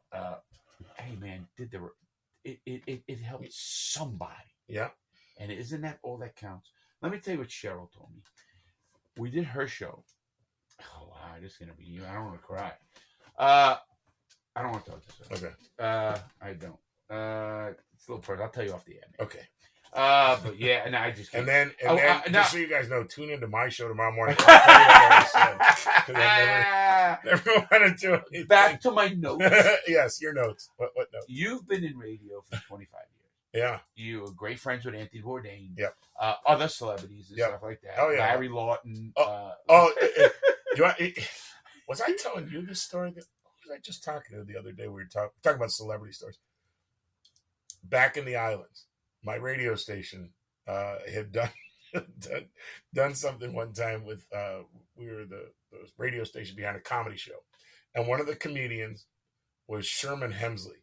Oh no, you didn't tell me. George Jefferson. I don't remember who I know exactly who he is. I literally just told this story to somebody. I can't remember who it was. And so Sherman Hemsley, we met and again connected with him. Like he came in the studio to do a promotion, and then the next thing you know, he's like, "Well, let's go out. Let's go have a beer. Let's go drink." Oh, he was awesome. We did the same thing. Sherman Hemsley. Let me tell you guys. Unfortunately, we lost him. George Jefferson. So we were out in the island one day, and we're driving out. I said, "Dude," I gotta stop at my house because we were going out, and I had to get something, whatever it was.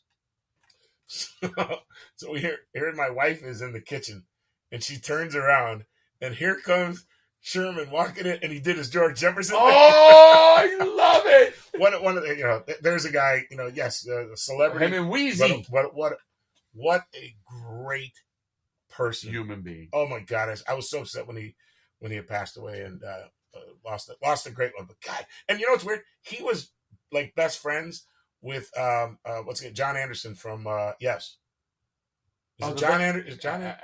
Anderson. I think it's John Anderson. Yeah, that was his best buddy. Really? Yep.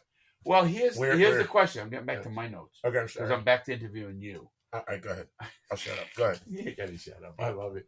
You're so easy to have fun okay. with. Who, out of all the people, and I know you're going to have to hit, because you always ask questions on your show. We don't have the, touch of Italy, a question of the day. Thank you, Sib. We have what I'm going to ask you. Who is your most compelling interview, and for what reason?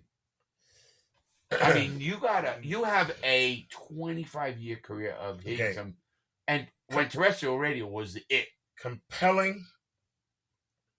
There was some, I can't remember his name, but one of the Secret Service guys who was with Reagan when he got shot. I could sit and listen to. He wrote a book, and I forgot what it was called. It was unbelievable. It was one of these interviews where I just shut up and listened. Yeah, isn't that great? It was amazing. He was great. It was. Forgot the name. I wish I could think of it. It was awesome, and he was a great interview, compelling. But there's so many one interview that I'll never forget. This was that's my tagline. What's a? I'll never forget. There's bracelets and things. There's tattoos people have on their body. I'll never forget. Well, one that I'll never forget, and it's a celebrity, is Bob Barker. I love him. Who Big doesn't? animal lover. Oh yeah, the biggest. So this was what made this interview cool to me, because people always ask, "Who's your favorite interview? Who's your favorite interview? Who's your favorite?" We're doing it here. So yeah. So what was cool about Bob was that Come on in. he didn't. I thought this is the real deal. This is why it's great. Did it? Some homeless guy just walked in off the street. Yeah. So He's great. so Bob. That's Nick. Bob, he was on a schedule. We reached out to him. My producer reached out. Could we do an interview? He didn't want to do it. Bob Barker didn't. He didn't want to do the interview. And so he said, all right, he agreed to give me 5 minutes. We asked for like a 10-minute time slot. He said, no, I'm not doing it. How about 8 minutes? No. We begged him. Somehow we got 5 minutes out of Bob. It lasted 28 minutes. Here was a guy who didn't want to do it. Gave me an extra 23, and it was awesome. And we could have gone another 28 minutes. He was great. I loved him. And what was it? I don't remember what we talked about. I don't remember. Remember. It was yeah. So you give me 2 hours and you want to get rid of me in 1, but we stay for 4. Sure. It's just it's just one of those things where you remember certain ones, and I've done so many that you forget. But you do. Again, if you forget, it's not as compelling to me. I remember. There's a lot. Yeah, I remember interviews. Yeah. That I've done already. Yeah. That it's stuck in my mind for something in that interview. Well, I did Michael Francis. Francis, I've interviewed several times. He's a great interview. But I did it in a different way because we know. Right. So he's a great interview. There's a lot of great interviews. But like there was one, I interviewed one of the Kennedys one time. I don't remember which Kennedy. But he was talking about, I guess he had a drug problem. And he had talked about that. That's the one about with the murder in the garage? I don't remember which one it was. I remember. Amazing. But he was talking, and it was so real. He was very compelling. That's a compelling one. Oh. Another one that is, well, when you interview people who have, again, you talked about being spiritual. People who have died, and they've been clinically dead. Their stories sometimes are amazing stories. Amazing. And I don't care if you believe them in call it bullshit or not. Yeah. You're going to listen because it's like, he's not trying to sell me anything. Right? No. He's telling you a story. So there's just. Okay, question. Golly. Who is an interview you'd love to do that you didn't, or you tried to get and didn't, and somebody of that need? Wow. A little stick in there. Know how it feels, huh, buddy? I'm trying to think of one that I tried to get, and I could. Warren Buffett was one. Couldn't get that one. It's always eluded me. Yeah. He was very interesting to me. Seems like such a nice guy. Do you know what? Do you know what's odd is, to be quite honest, almost everybody we've tried to get, we've got. Michael Jackson. I never interviewed him. Oh, wow. He would have been an interesting one to interview. I consider forget his life. I consider him one of the most talented people. Unbelievable. I mean, dancer, artist, perfectionist, however you want to look at it, and it just blows me away. And yeah, some of the like he would have been one I'd love to interview. I never did. Never. Yeah. Now at such a short career I have, meaning I'm just started this this quest. Well, here, Larry, I think one of the things is that because someone has a big name, doesn't necessarily make them to be, like, for instance, one of the ones I hated. Yeah, that was my next. That was gonna be, man. Are you reading my notes? No. And what's so crazy about it is, all right, quick rewind a second. We keep going back to the islands. When I went to St. Martin, part of your life, obviously. I had nothing to do. Like, I wasn't going to do anything. I was like, I'm not. And so one of the hobbies I used to do was magic, like card tricks and shit like that. Oh, really? I used to love that. I still love it. I used to take lessons in Chicago. This guy, Bob Brown. I mean, I was like way into cards and ropes and coins and all that shit. Pretty good. And so I said to my wife, I said, hey, I got an idea when I go down there just to do something for fun. I'm going to bring my magic tricks. And I'm going to go down where the cruise ships come in and I'll sell tricks. Like just to do something. And so I forgot how many tricks I brought down there. I bought a bunch. I said, I'll try it. What the hell? It'll be fun. And we were down there for 3 weeks. And we got hit with Hurricane George. I remember Hurricane. Flooded my house. lost all the tricks. So you didn't get to do it. No, I never did it. You know, I want everybody to listen to this and just remember this, because this is going to come up on my show sometime down the line. And if you get the answer, you're probably going to go on a cruise or something, because we do crazy shit like that. And I did. I just did a company cruise. One of my questions is going to be, what hobby did Bulldog do that he really loved? Yeah, I love it. Because I didn't know that. I don't know how many people know that. Whatever you got listening now. I don't know. I've never heard you say it. I don't know if you've spoken on a show. I used to wake my wife. I used to think of tricks, like different, how to do these things in different patterns. I would wake my wife up at 2:00 in the morning. I'd be like, yes, get up here. Take a card. She'd be like, what? Take a card. I have an idea. She would take, and I would try to invent tricks and stuff like that. And she would do it. She said, you're a pain in the ass. Well, she said, no. Okay. All right. What's going on? And she'd figure it out and be like, all right, go back to bed. Well, because I watched, I'm not a big TV watcher. Almost zero, except for live sports, something of that nature. But on the side, 1 second. We'll get right back to it. So the reason is David Copperfield. I interviewed David Copperfield one time, and I was so excited to interview him because I was into magic. One of the worst interviews I've ever had. Why? He was kind of a jackass, and I hung up on him. I was like, yeah, fuck this guy. Really? He didn't want to talk about anything. He just wanted me to sell tickets to his show, and that was it. And just tell people to buy tickets to my show. I was like, well, I don't really need to talk to you anymore. And Wow. Yeah. Yeah, hang up on somebody, so to speak. Yeah, he was really not nice to me. That is amazing. Yeah. You know, I forgot my fucking question. You're talking about sports. You like sports. I wasn't talking about sports, but okay. You're saying you like sports. And and now I got it, but you did it. It was so fucked up. My question was, I don't watch TV except for live sports. Right. But I did get into America's Got Talent for a few years. Now, I'm not a Dancing with the Stars. I'm not a dancer. I got 2 left feet, and I can't sing or hold a note or any of that nature. But one of my shows, I liked that, and I liked it when all that stuff with America's Got Talent, I liked. So when they had a magician who won, he won twice. There are 2 magicians who won on that show. He was doing tricks. Now, you know, I consider myself pretty smart. I used to even watch the Siegfried for Penn and Teller. I love that show. Remember when they would call out the guy and know what's the trick? Summon their show, Fool Us. Fool Us. Is that what it called? I love that show. Right. So I used to watch that. So I love that kind of stuff. I was a magician. Oriental, something of that nature. Maybe, I don't know, Japanese. I don't know where he come from, but he was Oriental. And he did sleight of hand. That to me is just, some sleight of hand is just, I can take a card and make it go between your feet. You know how right. But amazing, fucking amazing. I'm saying, I don't give a shit. This fucking Simon Cowell's in on this shit, or whoever, there ain't no fucking way, that's what I would say. And there's just some things in that way that I just get blown away. And to this day, obviously, I don't get blown away on those big illusion bullshit, guy leaves the box. Right. I've seen so many ways of how they've done that. And, of course, nobody disappears and this. And, you don't? Yeah, I don't think so. Okay. Those days are over. I passed 10. Okay. So those stuff, though. But the sleight of hand. Yeah, they're great. Because that's all practice, obviously.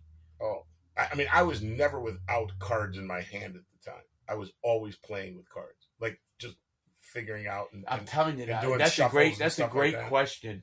I'm gonna have we had an interview with you know what they're gonna do? They're gonna go back and who's Bulldog? No, they're gonna go back and they're gonna but they're not gonna be able to, because at that point I might block that part of it. Yeah. We have some ideas. Ideas. Ideas. Hey, I want to say something. You're not gonna interview me. So we're gonna talk about another thing. I wanted to give you a gift that ties in with your company, because I'm getting close to the end.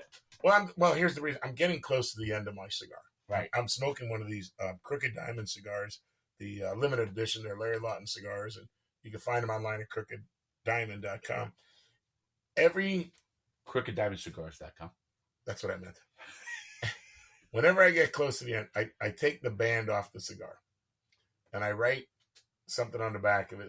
I usually put the date on it. And the reason why is because I have this thing I know. I'm mentioning it. And, you know how to take my fucking guy. And I have this thing that I've had for a while. Can I open it? I want to open it. Well, this is yours. Yeah, that's a gift for you. It's a cigar dossier. And so what I do is I write on the back and I glue in the cigar bands and I write who I was with and I write stuff about it and it's a great little thing to go back on because every time you smoke a cigar, there's a situation, right? I'm showing it. Yeah, you're always like this is gonna say Larry Lawton in the RV doing the podcast, the real deal with Larry Lawton. That's gonna say, and that's what I love about it. I love experiences. I love experiences. People ask me all the time, Larry, you've done everything. You've been all over. You've done. You lived a pretty interesting life. They'll say to me, and obviously I did. There's things I can talk about and things I can't talk about, obviously in life. But this to me, when you told me about this actually. And you kept the band from last time. Yep. And you showed me today. And I showed you mine. Yes. And I showed you, yours. Yeah. I am excited because, first of all, I've been smoking cigars for 40 years. 40 years. And I've never had a better one than a Crooked Diamond. And that's the truth. Yeah. Now, I mean, obviously, I'm prejudiced. No. People say, what's the best cigar? And my answer is always the same. The one I'm smoking. No. That's a bad answer. A Crooked Diamond. That's a good answer. No, but but if you got an Optimo in your hand, I don't want to hear the Optimo. If they, no. I agree with what you just said to these experiences and people I've met, and I learned that through prison. And when you're wealthy and you lose everything, I was just telling a person the other day, I was a millionaire 3 times, twice illegally. But it's not the money. I really mean that. Life is not about money. Absolutely. It takes us at our age. It's hard to tell a young person that. It really is. Because you have to have X amount of dollars. But they did a study. And the study was $250,000, I think it was. That once you hit $250,000, it's a person's happiness is no more if you had 10 million than you made 250,000. This is a study. Well, I don't think that money and happiness translate to each other. Well, what they're trying to say is it's not about the money. It's not. But between 250 and 10 million. The reason they say that is because once you got the necessities covered, once you got the whatever you're doing in life covered, then because you got to work. When you're young, you got no money. You were working on exchange, and you talked about it today. You were down to nothing. You were worried about money. I mean, that's just natural. It's a good, it's a scorecard. You said it the other day. Yeah, it is a scorecard. We keep score with it. That's it. And you know what? At the end of the game, no one gives a fuck. No. I mean, when you hear a person dying, and we just had the person die yesterday on your show. We talked about Jeff Beck. Yeah, the musician. Great musician. And nobody's saying how much is Jeff Beck worth or did he do any of his money. They know about what he was and who he was as a person, maybe, and his music, obviously. Right. They're not going to ask Larry Lawton what he's worth or what it's going to be. They're going to say, what did he do? What is his character like and stuff of that nature. And what does Larry want to be remembered as? Yeah, it's a good question. Why are you fucking doing this on my show? What are you going to be remembered at? I asked you first. No, it's my show. I guess I'd like to be remembered as a good husband, a good father, and a good guy. Like a good person and stock answer, a good one. And I also want to. Okay, so I like every day to hopefully get on the air and make people happy. That's what I want to be. Somebody you said that the stock answer, and I think everybody wants the best for their family, would be good for all the crap that comes along with that. And I'm not saying that, of course. But I always try to help somebody every day. And I don't mean you have to do something. I don't care if it's opening a door for an old lady. I don't care if it's carrying a package. I sometimes take my speed pass and don't go through speed lanes and go to a lane where nobody's going and stop for 10 seconds and tell that guy, thanks for doing your job. Thank you. Because I had to just see a face here. I'm seeing all these machines. And I've had a guy say to me, I really needed that. And that fucking struck me in a way that I will never forget. Man, so I used to go to those lanes too. Very different than you. I would go to those lanes and see the guy and say, dude, I saw your wife with another guy. Boom, and take off. I'm just kidding.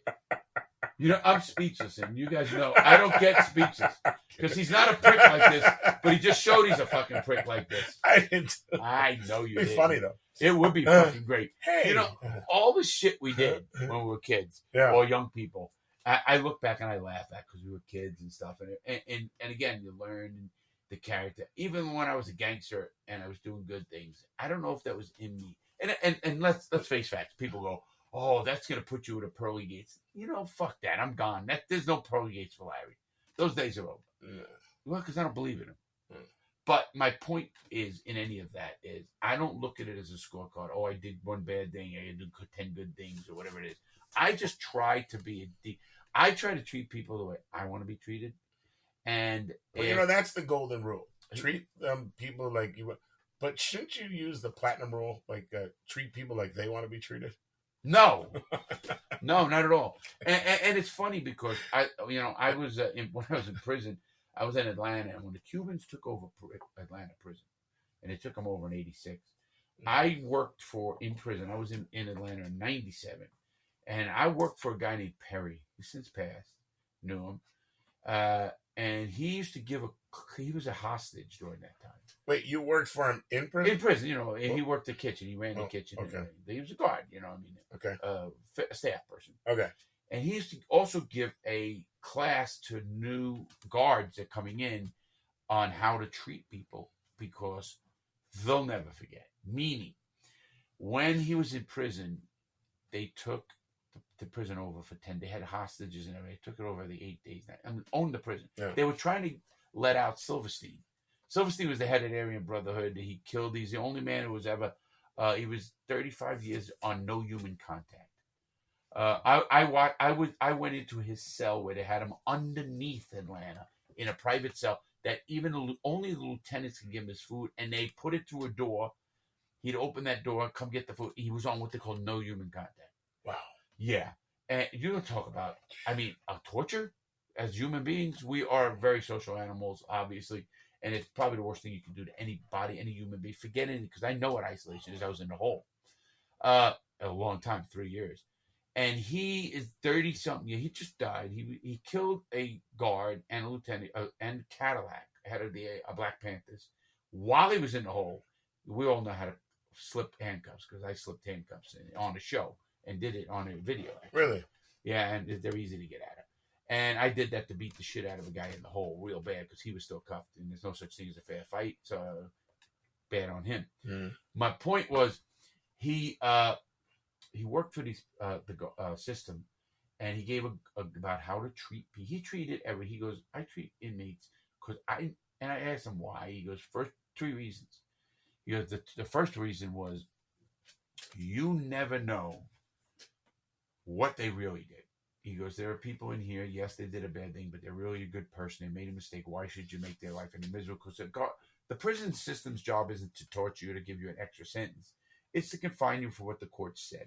Now, we can debate wrong and right and the length of time. When I do that all the time, called a broken criminal justice system.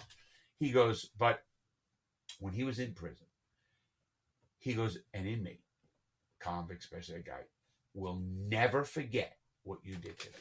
Now, you might fuck with 20, 50 people a week, disrespect them, call them names, do whatever the fuck, you slap a guy around, this, you forget about it.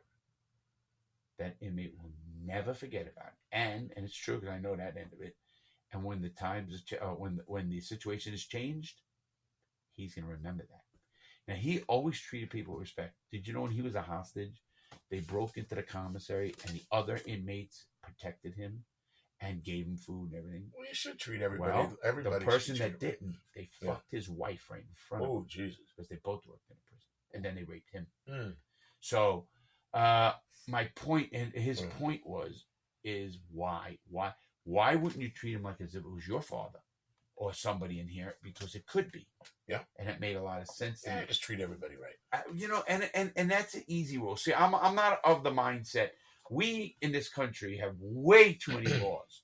If you broke them down to common sense, what's right, good, treat people good, they have stupid laws. there's states that have laws that sodomy or blowjob or fucking ass is illegal, literally illegal. I mean, that's no common sense. It's not. They come from the old times and the religious things and stuff of that nature. And when you think about them, yes, today most states do not, of course, enforce them. Okay. We have a law in the United States right now that is illegal to smoke marijuana. I don't care if the state's legal. Did you know in California or all there's 13 or 14 states that are fully legal marijuana statewide? Federally, it's a crime. Well, yeah, it's not. Well, you can get arrested. Yeah. And if they want you, they can do it. And my point is that you have to use common sense more than you have to, in my opinion. Now, laws, I can give people. I'm an expert on a couple of things with the law. They're what they call the CFR, which is the Code of Federal Regulations, and it's how agency like the Bureau of Prisons, the FBI, how they set their policies and rules by law, and then it comes down and down. And I remember suing the Bureau of Prisons for masturbating. I got caught masturbating in my cell alone in my bunk at 1 a.m, and they put me in the hole. Cost me 28 days of good time. You can look at it. People Google this all the time. You could Google Larry Lawton masturbating. Lawton masturbating. I'm not doing it. At no point am I going to Google that. No, never. I'll send you the lawsuit. I don't even want to read the lawsuit. My point is, it's just that there's things that happen that you look at and say, what the fuck is going on? Where does common sense come into things? And you know what, Bulldog? Until we sit back, we're going to keep making more laws, and we're going to fuck things up more and more. And sadly, the United States, and I love my country, still has the worst criminal justice and prison system in the free world. That's fact. That's not. I can go into recidivism numbers. I do this, Congress and stuff. There's no question about that. The government will tell you that we don't know what we're doing. But they don't want to fix it. But that's off on a different tangent right now. That's Larry's ADD right here, sponsoring my show. As well as Youwager.lv and crookeddiamondcigars.com. Oliva is my sponsor of this show. There they are, Oliva, baby. Don't show him that. No, that's legit. You can't show him the other one because the guy's going to recognize it. He's one of the executives at the fucking Oliva. He's a great friend. After I got it, I told him I got it. And he didn't get it back. But, nice. Yes, Oliva. You, Bulldog, my main questions were your next one. And this one. Oh. Your wife gave me a present. And I want it right now. Could you give it to me? Yeah. Okay. I did talk about this a little bit, but I want you to open that. And I want you to give that to me right now. Okay. Because at this minute, because you're fucking driving me crazy a little bit, you're fucking stressing me out. I am. Well, that's good that I'm stressing you out. There's a perfect time to stress you out because I have something for that. So, if you didn't, I don't know if we talked about it on the last show. A little, but I would like to. I'd really like you to talk about it because I love stuff like this. My wife, I really do. My wife, who is, I said it before, she's just a great person. I mean, she's a great wife, but I'm saying she's a great person. She wants to help people out. And while we were down island, she got involved in like one of those battered women's homes. Yeah, sure. She got involved with counseling. And so she was a counselor there. She did that for a while, just volunteered. Hey, Nick, can you come in here for a second? And grab a glass. You can have a drink with us, but I want, because you stressed out over something. He was. Last night's flight, everything else. Okay. And I had this in mind when this happened. Okay. Because I knew it was coming here. And I knew it was coming without him. I was supposed to bring him here. Okay. And we couldn't get him. So thank you again for helping us up. Whose company helped us out to pick up Nick? Oh. No, I mean that. My buddy Dean, he is, my friend Buddy's limo. We call him Dean went and picked him up. Can make his mark with us? So. Okay, grab him to make his mark. Okay. Nick, let everybody know. There you go, Nick. Yep. Nick works with me now. He's doing more and more. He does a lot of filming. He's a blogger. Smart young guy. Go ahead, pour yourself a drink. Pour a little more now. Just a little more. And I want you to sit in that chair because I want you, because he was And he was. He told me. I called him, and he was stressing out. Yeah, okay. Well, that's good. And I don't blame him.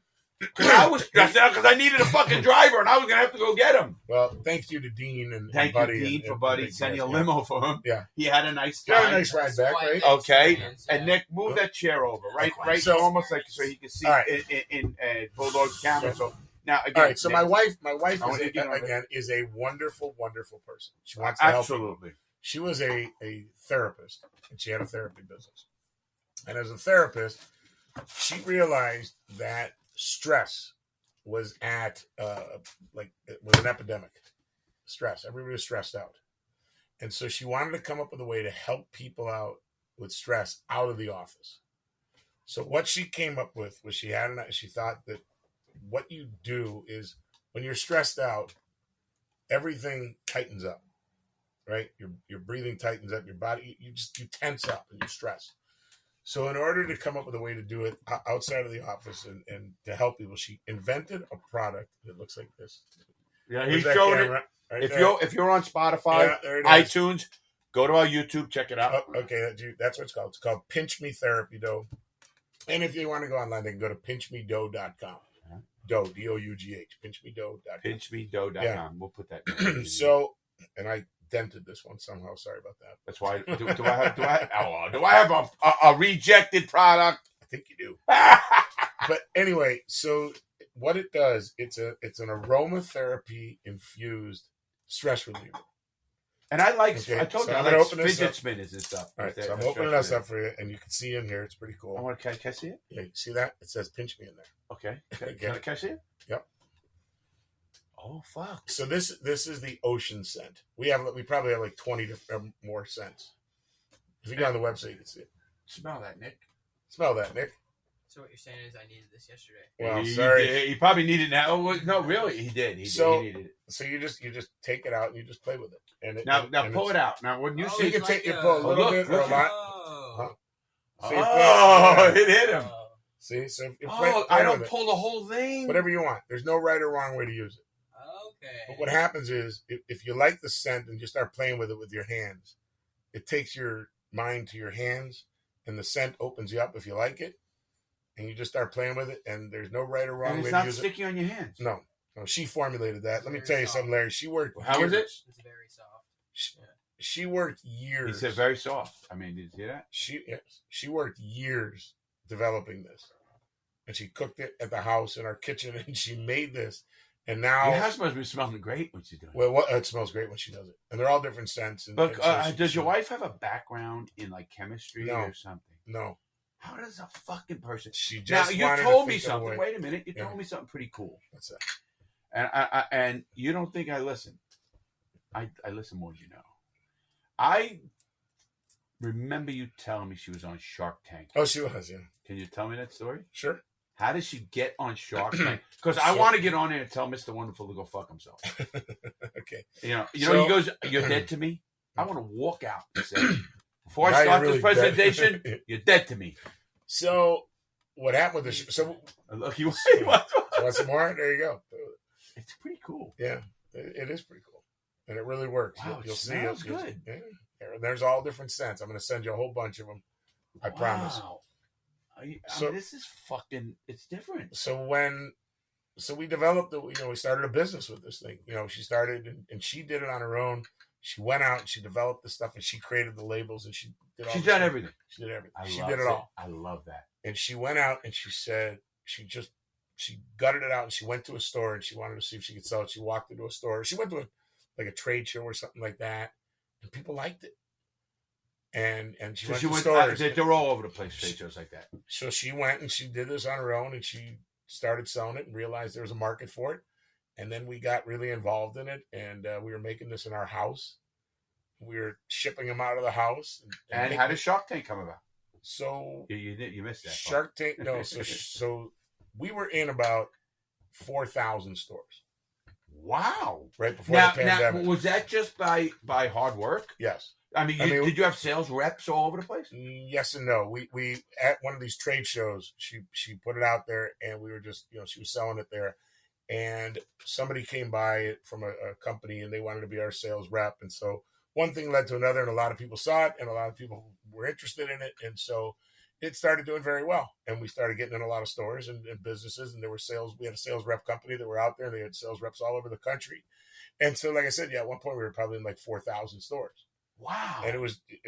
And so then this thing called the pandemic hit. What's that? There's some COVID Some stuff. bullshit that I never believed in. I still don't. Well, so it hit. Well, I'll tell you one thing. It closed down about 4,000 stores. I know. It's sad as fuck. So our business, we had to change our whole model.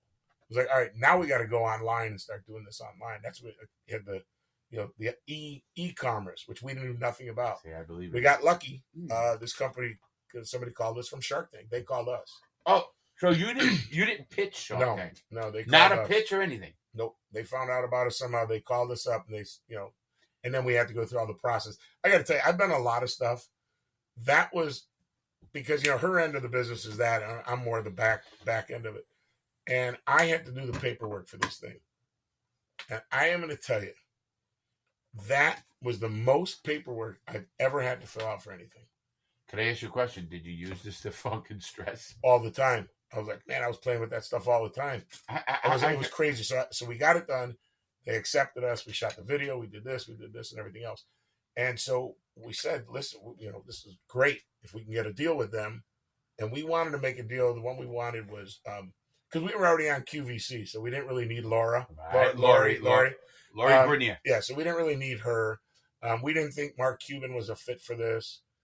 But the one who we really wanted was Robert, because we thought, and I like him. He's like a he's an internet security, e-commerce guy, and so we were thinking that's who we wanted. But we'll take what we can get, So she goes out there. We made him. So I think we were asking for what year was this?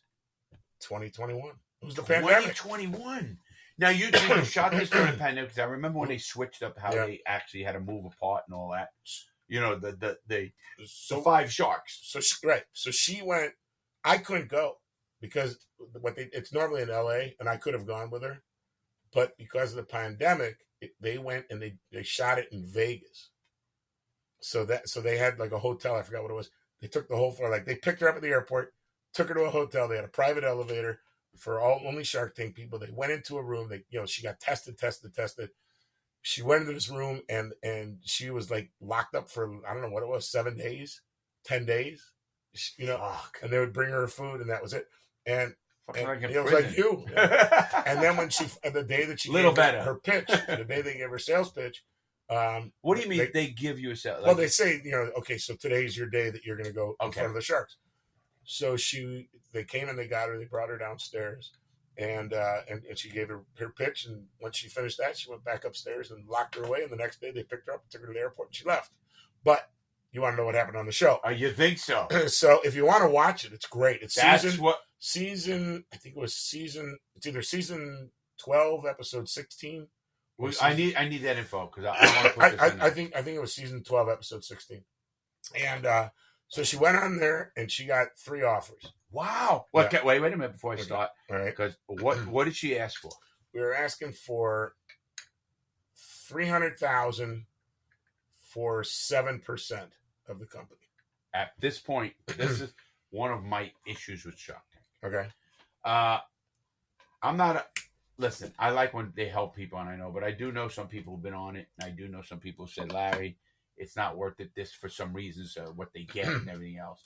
But they're big line, a lot of these people. Look at him, he's into this stuff. It's like adult played. He's into it. It is. Yeah. That shows, yeah. I mean, it works. Yeah. What happened is they always ask you this. What's your sales? Right. What's your numbers when you did all? And I say, if I give you all, and I got great numbers, and you want it, I can get it from a fucking bank.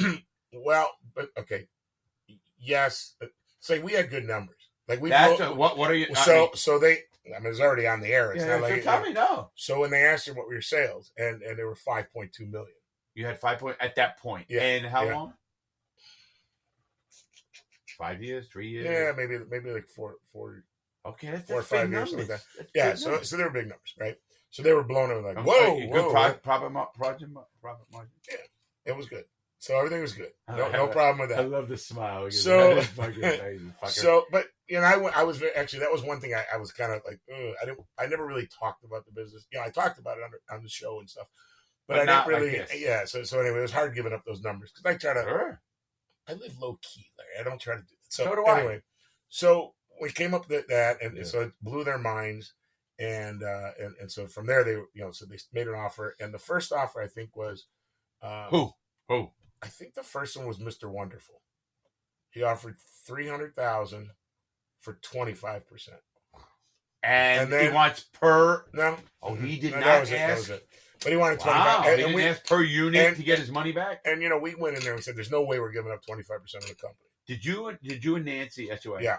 Did you guys have numbers that you were acceptable, Yes. not acceptable? Yes, but see, there was yes, there was. We didn't want to give up 20%. We were willing to give up 19%.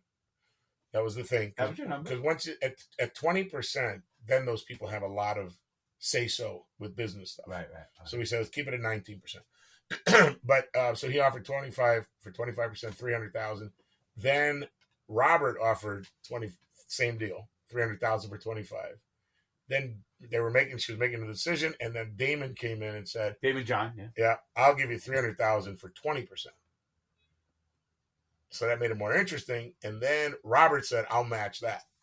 So she tried to get him to come down a little bit, like 17%. They went to it. So And their great line is, "What's the 2%?" no, they know what's up. I know. So- no, but they say that.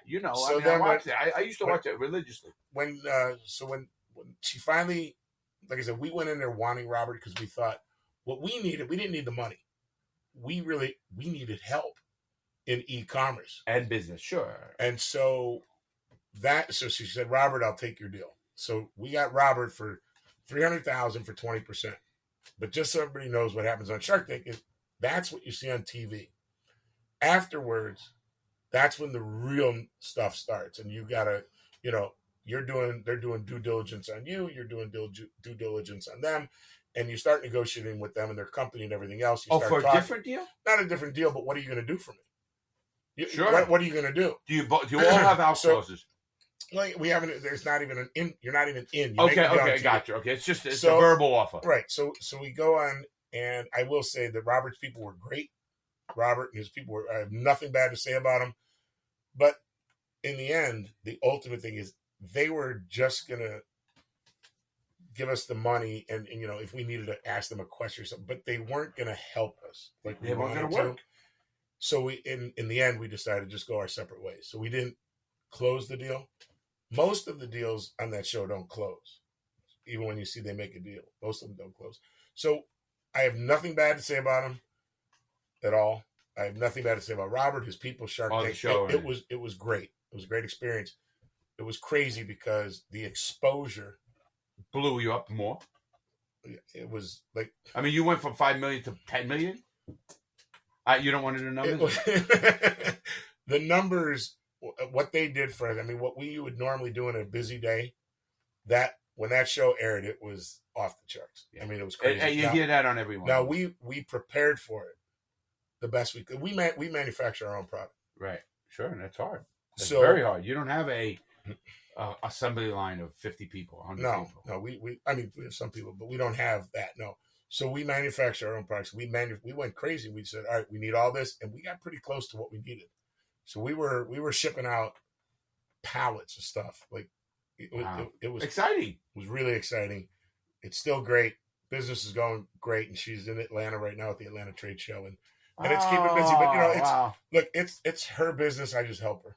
The one product on that show that I kind of loved because the guy told them to go fuck themselves is Copa Divina. I remember that. I don't think he wanted the deal. He I wanted the exposure. don't blame him. Listen, He just wanted exposure. and he did it, and he's everywhere. If you look at 7-Eleven, that guy could be on that show now. He's done so well. Our product, pinchmedough.com. Our product is all over the place. People will send me stuff. Like, Pinchmedough.com. people will be sending me stuff. They'll be like, "Hey man, I was in Alaska and I saw that in And the store, how reasonable is the price? $14.99. That's it. Yeah. And how long will $14.99 last? That'll last you over a year. One jar. One jar will last you over a year. Wow, look, he's into this. This kid is into this. Do you feel calmer?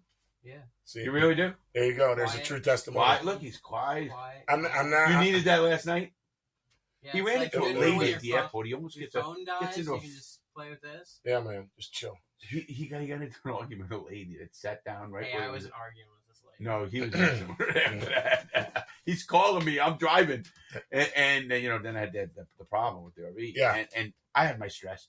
Him, I felt like he's in an airport. I mean, when you're in an RV, you're all right. Yeah, it's not a bad place to be. I'll tell and you stuff. what. I'm so impressed with what you have here with this RV. It's so really cool. It is what It it is. is. It's something that I love. Well, it allows you to go wherever you want to go and do your show and do what you want to do. Not just the show, even like he knows because he's there now and he works. And we took it to an opening cigar event. We set it up and we got a whole place. It's like your house. An opening cigar, like Crooked Diamond The Cigars. Crooked Diamond, crookeddiamondcigars.com. Yeah, that one. He's great at that. Same. So at what point now? Where? Okay, I always ask people this, and you know that I asked you. Where do you see this product and her in 1 year, 5 years, and 20 years? We're enjoying it, so we're staying with it. We get to employ people in the next year. That's for sure. what I want. We get a lot of there's a lot of people depending on it now, so it does that for it. She still loves doing it. She likes helping people, and it's helping people. We get letters all the time, like my kid has autism, and this helps. And schools get it, and we use it, and teachers and people send us letters. So she loves that part of it. Good for her. She's always inventing new scents, and she gets excited, and it excites her. Just like Larry, I get up at 3 o'clock or 3:30 in the morning, excited to do a radio show. She gets up and she's excited to do her product. We're not going to stop. Isn't that great? In 5 years, will something change? I don't know. But keep it you going. know, as a businessman, I'm a businessman. You have to have exit strategies. We do, and I'll tell you, the one thing we're at now is I don't know if we want to get, because we can get a lot bigger. We thought about opening more factories and do it, but I don't know if we really need to. We're pretty happy. Everything's pretty good. Love that. And we're gonna, we'll do it until she doesn't want. She doesn't want to do it anymore. I love what what you said there, and I try to tell people. Yes, I have a strategy. People, my brother, say, Larry, what's enough is enough. How much work are you do? I don't consider what I do work. That's number one. I don't work either. A 4-letter word. Trust me. What Leighton pays me, he doesn't consider it work either. Yeah. Right. That's gonna be fun. Don't let me ask him that. No, he always says that. He doesn't know that. He doesn't have any idea. I guarantee you, he doesn't know what I get. And he owns everything. Yeah, but he does not. He's gonna be an interesting interview. You're gonna interview one of the most interesting people you've ever interviewed tomorrow. That's big words because I did a lot of crazy people. I am telling you, I have met a lot of people. I know, not more me. I have met a lot of people, and Leighton Moore is so unique. And I told you, as big as Secrets is, his heart is bigger. I love that. And yet his vision, his mind is a 10th grade education. We talked about that. And he's just so unique. And that's coming from a guy who has friends like Big Sip, who is also a unique guy. Okay, I think I know shit very well. I know, but I'm just saying that it like a lot of my friends are really unique and really different. Yeah, I There's consider myself a little bit of a unique person. You are, and a friend, of course. You are, and Leighton is the most unique in every way. Something he's hard to. Not that I try to figure him out, but you'll see, man. When you interview him, you'll see. He's a businessman. He's a visionary. He's this. He's that. He's just a big-hearted guy who wants to do good and he wants to help everybody. And I love that. I saw his operation today a little bit. Yeah. Tomorrow we'll do a little something with the distillery, I hope. And I'll talk to him or get that number. And because I'd love to do that. I want to talk to him about that because what I saw yesterday, but today we're going to be doing this interview, is the amount of people he employs has got to be astronomical. It was, I mean, I don't know what we have now, but like pre-pandemic, I think it was 600 people. What? I think there were 600 people who worked there. Dude, this, the capacity How is many 5,000 in that place. I'm Yeah. going in tonight? Yeah, 5,000. You're going to give me a people. card for that. Yep, we're open. I'm just making sure we're open. We're open. No, I know. That's why, I saw that and I said, that's why I'll stay. 5,000. But there won't be 5,000 now. It's No. January. I went there last And I'm week. saying when it's In the summertime. there's lines wrapping all the way around the parking lot. They have gates. People will get here early in the morning. We open up at 9 or 10 in the morning. And it stays open. And I've seen it when it's pretty packed. Yeah. I've been here when it's packed. Yeah. And it's pretty exciting and pretty unique. If you look up Secrets Memorial Day and look at the pictures online, you'll see what I'm talking about. I might have been that weekend because I did come here. I remember. You weren't here on Memorial Day. It was No. it might have been. It was a crazy weekend. But I could tell you something. I had to go out into the river on some fucking It's not a raft. river, it's a freaking bay. Whatever the fuck it is. You know what? I had to go out there onto a fucking a dock. Yeah.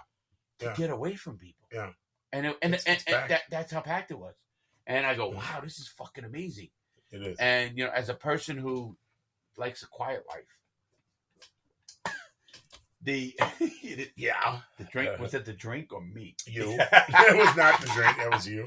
And I don't know. I think, but what I want to say something with your product, and it's Pinch Me. Pinchme.com. Pinch Me Dough. Pinch Me Dough, DOUGH.com. Yep. PinchMeDough.com. Yeah. Go check it out, and I'm sure there's a bunch of scents and stuff. Oh yeah. How does that smell, Nick? Do you like it? It smells like laundry. That's like a real fresh scent. That's ocean. But I'm going to send you all this. I'm going to send you a whole bunch of stuff. I love the fact of what you're doing because I told you I like the fidget sticks because they keep you, something that gets your mind off that immediate pissed off shit. Yep. And anything that helps. Listen. Keep in mind she did this to help people. I know that's what makes it work. And the other thing we do, we a portion of all the proceeds go to Wounded Warriors. Oh, so we've done that. The only thing I'm going to say about that, I'm a big person on charities. Okay, a lot of them, and I go to and I implore everybody to do this. You should go to charitynavigator.com. Okay, and you put the charity. Yeah, and that was one of the things they do give a large percentage. They got hit so bad with stealing money and having conventions for $1 million for their senior staff and stuff. It's all over the news. Oh, and it's been over the news for 3-4 years. I'm sorry, but no. Listen, because a lot of I'm a veteran. A lot of it went to people with PTSD. So that's why Wounded Warriors is a great fit. And the fact that my son's now in the Air Force. And I love that. And he's a fan of mine. He's a huge fan of yours, Larry. And my son loves Larry. But Bulldog, listen, I love what you're doing because I do a lot of it. And I am a disabled vet with PTSD I'm a 90%, I don't know if you knew that, 90% disabled vet. Really? Yeah. You didn't know that. Not 90%? 90%. Matter of fact, I could be 100% if I wanted. Okay. Because when from your back. Yeah, right? I crushed my spine. Right. I picked up more dead bodies in 1 year than I think over 50, over 30 kids were killed during the Sunshine Skyway. Right. Remember the bridge collapsing in St. Petersburg? Oh, in 1980, 80, I was stationed at Coast Guard base Cortez, Florida, which is outside Sarasota, which covered St. Petersburg. Well, when the ship hit the bridge and the cars went off and a Greyhound bus with all kids went in there, and we were picking up the dead bodies. Oof. And then I was on the Freedom Flotilla. I was the first boat down when the Cubans let out the people, and I was picking up all the floaters, the dead bodies. And we got fucked up, and we were so fucked up. We were taking dead bodies. We were putting them in the chair of the Coast Guard boat, putting a cigarette in their mouth and a hat, and they're dead. And we put their hand, I hate to say, I mean, we all saw psychologists out of it. And what happens, they said, you were coping.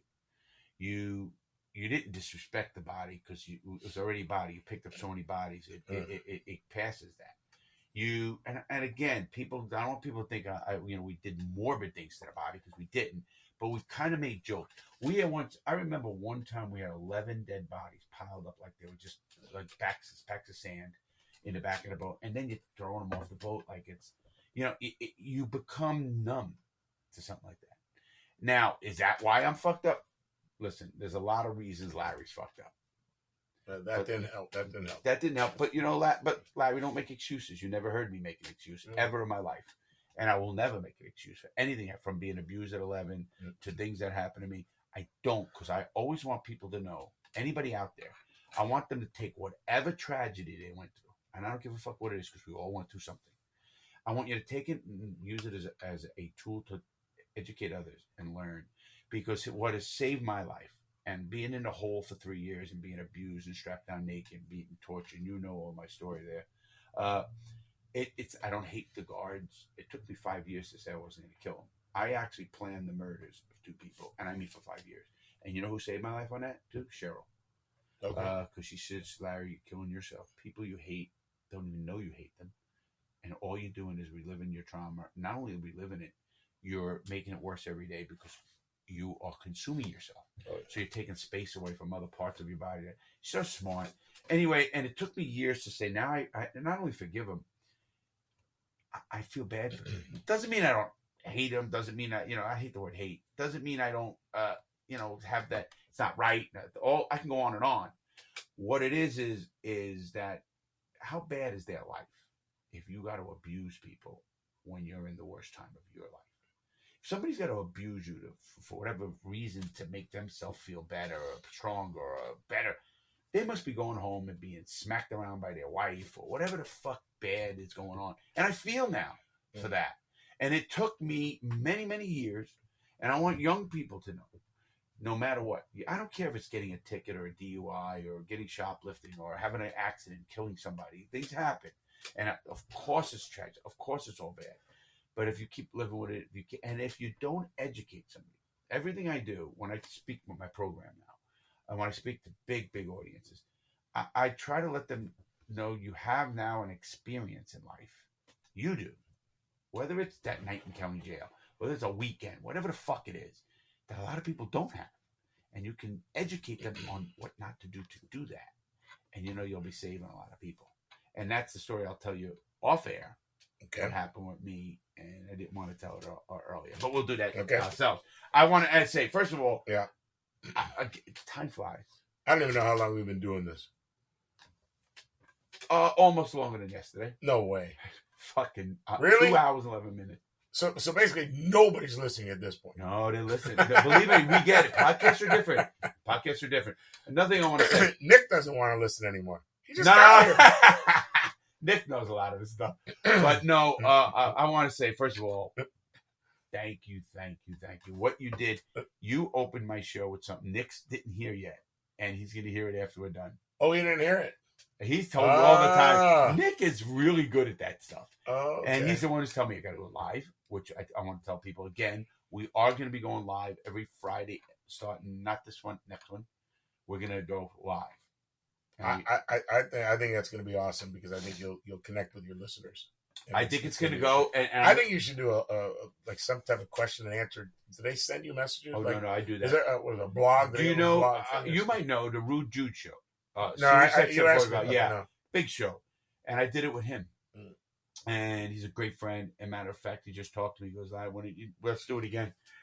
And because we had so many people calling in about stuff, and I get great questions, so we're going to do that. We're going to do the live show, obviously, with help with people, and we're getting a new co-host with me. We're going to have something different. Wait, so this interview, this is my job interview. I'm not going to be your co-host. Did I not get the job? Leighton. Son of a bitch. I'm going to tell Leighton you didn't fill out a... Wow. You told me you've never been on an interview. I've never been on it. Well... An official. So my interview for my job at Ocean 98 with Leighton is when he took me on that boat I told you about that we went up to Cape May. And I said to him, I said, "Hey, man," I said, "yeah, your friends are cool." He says, "Doesn't matter what you think of them. It matters what they thought of you." I love him. Yeah. And so he goes, "Yeah, that was your interview." Isn't that fucking great? I had the greatest interview ever. Ask him about that. I'll tell you that. I need a piece of paper. Yeah. No. I'm looking at our paper. Do we cover everything? Yes, we did. You didn't talk to me about Man Cow. No, I did. I told you a little bit about him. Yeah, you did. Oh, how I met him. Don't worry about that's another long story. Do you want to hear one of the stories we were going to talk about? If you want to hear, do we have time for one quick story? No question. Well, as long as the fuck you want. You see what I said? Fuck. Wait, hit the dump button. No dump button. Very funny you would mention that because that's what it's about. You would ask me about when I had to get dumped. Oh, I got to hear that now. You know what you said to me earlier? You educated me again. You said, Larry, don't ever tell somebody about what you're going to say on the show Right. and not go back. Well, we did tell them about that. I don't know if we talked about it. Oh, we did. Or if we did this beforehand. But No, anyway, we did. great story. Okay. I like my drink. I think I'll have a little more. Cheers. More drinks? So, all right. Oh, that's good. Back to Whoa. St. Martin. Laser 101 was my station. My show was from 6 to 10 in the morning. I got to drive home. Well, a little more. I'm good. He wants a hair. No, I'm good. I guess got to drive home. So my show was from 6 to 10 in the morning. Very like Larry told you, it's very organized and scheduled. Very So well done. I got a phone call from a listener. And Now this is let me emphasize to the audience. Right. We're talking about the story where you on when I'm on your show, you pretty much have your finger near the button.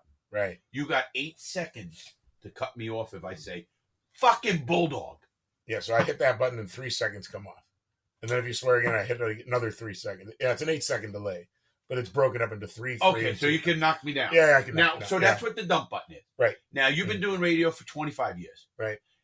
Have you ever had a dump yourself? Okay. Here's the story. That's what I'm telling the audience. Okay. So here's the story. I get a phone call on my show. Must have been about 10 minutes or 20 minutes after 7. And it was a listener. I remember her name was Pat. I know Pat, and she was a listener. Oh, you knew her? I did. She Okay. had called. It's a fucking island. They know everybody. Oh, okay. So anyway, so she they have calls the up. dump button in Ireland? Was that federal law? No. Yeah, kind of. They have what they don't have the FCC. They have something called the Bureau Comunicazione, which is what they had. That was the Bureau of Communication. And are they strict too? At this point, we don't know. So It's going to be good. So she calls me up and she tells me the story. There was an orphanage on the island, and they were behind in their electric bill, and they were going to close down the orphanage. Oh. And these kids were going to be out on the street. Oh, no. We got to raise the money. So that's what I said. What? She goes, yeah. She goes, I said, well, how much they need? They had to raise $7,000. That's what they had to raise. So she told me a story. She goes, yesterday, this was on a Monday, because she goes, yesterday, Sunday, Lloyd Richardson. Lloyd was a guy who had another radio show, a radio show on another station. On that, okay. Not on my station, but on the islands, but not competing with you. Yeah, it was competing. It was another radio station. On the same time slot? I don't know when his show was on. Okay. It was just the station. Okay. So Lloyd was, he was a pretty well-known guy. So she said that yesterday, Lloyd Richardson ran a radiothon, and they raised $900 towards this. And I said to my producer, I said, cancel the interviews today. All the interviews. I said, we are doing a radiothon from now until 10 o'clock. And we are going to try to raise the rest of that money. Was it a 6 a.m. to 10 show? Yeah. So this was about 7:10, 7:20 in the morning. And right then you canceled the interviews? I said, cancel all the rest of the interviews. I said, so you started this radio with no pre-production, pre-promotion? I didn't even know this was happening. Gotcha. Okay. So we had to raise. So Bulldog-like. No, I didn't know the orphanage was in trouble. You did not. So I said, so I said, stop. That's it. This show from now on, all we are doing is we are doing a radiothon, and we are going to try to raise some money to help that place so they don't close down. I said, I can't let these kids go on the street. Let's go. So we started doing a radiothon. People calling in and making pledges and pledges and pledges. Now he raised $900. We had to raise like another $6,000 was our goal. Yeah, $6,100 to get to the $7,000. Right. So we wanted to raise $7,000 for them, right? So we started doing this, and we kept going, and we were getting calls and businesses and this, and people were donating. So it was about, now it's about, it must have been about 9:45 in the morning. And we have just been rolling. I stopped. I don't even know if I played commercials. We just freaking went right through. And what number you at? I didn't know. So I had, my people were keeping totals. Okay. And so they were telling you, I'd be like, all right, we got $1,000. I was like, all right, let's go. And we keep going, and we're going. And so now it's like 9:45, and I have got to piss like a racehorse. And I said, guys, because I was going to pee in my pants. I said, I got to step out of here. I said, and I said, we'll take this break and we'll come back. We'll finish up. And we'll do what we can. I didn't know what the numbers were. So I asked my people over there, I said, what do we have?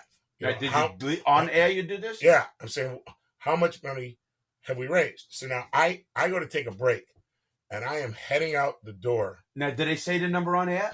Well, not at this, I was having them total it up. So I knew we were doing well. And so I get away from the board. I think I had a song. I put something there. I forgot. I don't know what it was. And I started heading out, and I said, how much do we raise? And we were at $14,200. Okay. So you doubled. So as I'm walking out, I go, $14,200?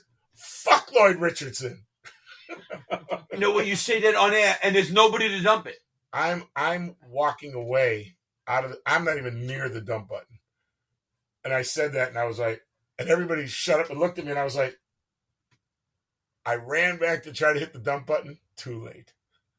So it goes out there. Fuck Lloyd Richardson. It was $14,200. Fuck Lloyd Richardson. Oh my God. And I had nothing. And you don't against him. You just said I liked Lloyd. He was all right. And I got back, and I was like, oh my God. And then the owners of the station, my bosses, they come walking in. They're going, what did you do? I went, I don't know. And so I played a song. I went to the bathroom because I was going to pee my and I came back, and I came on the air, and I just, apologized. But the good news was we raised enough money to keep the kids there. We paid their electric bill. And the fine. And I didn't get fined. The Bureau wasn't listening, whatever it was. But Lloyd was listening. Okay. So. Enemy. Everybody. So the first thing I did when I left that radio station, I went over to their radio station, and I walked in there, and I apologized to Lloyd. On his show. Right then and there. Good for you. I said, that's Lloyd, a big man. Now, was it long after you did that? I mean, was it many years? Was it, since you told him fuck Lloyd, and then you raised the money, how long after did you go back on his show? Right after my show. It was 9:45 when I said it. I was at his station by 10:30. He was still there. He was just at the station. He wasn't on the air, but I walked up to him and I said, hey, Lloyd, I just want to apologize. He goes, I heard. And he started laughing. And I said, it was nothing personal, and he knew that, so it was all good.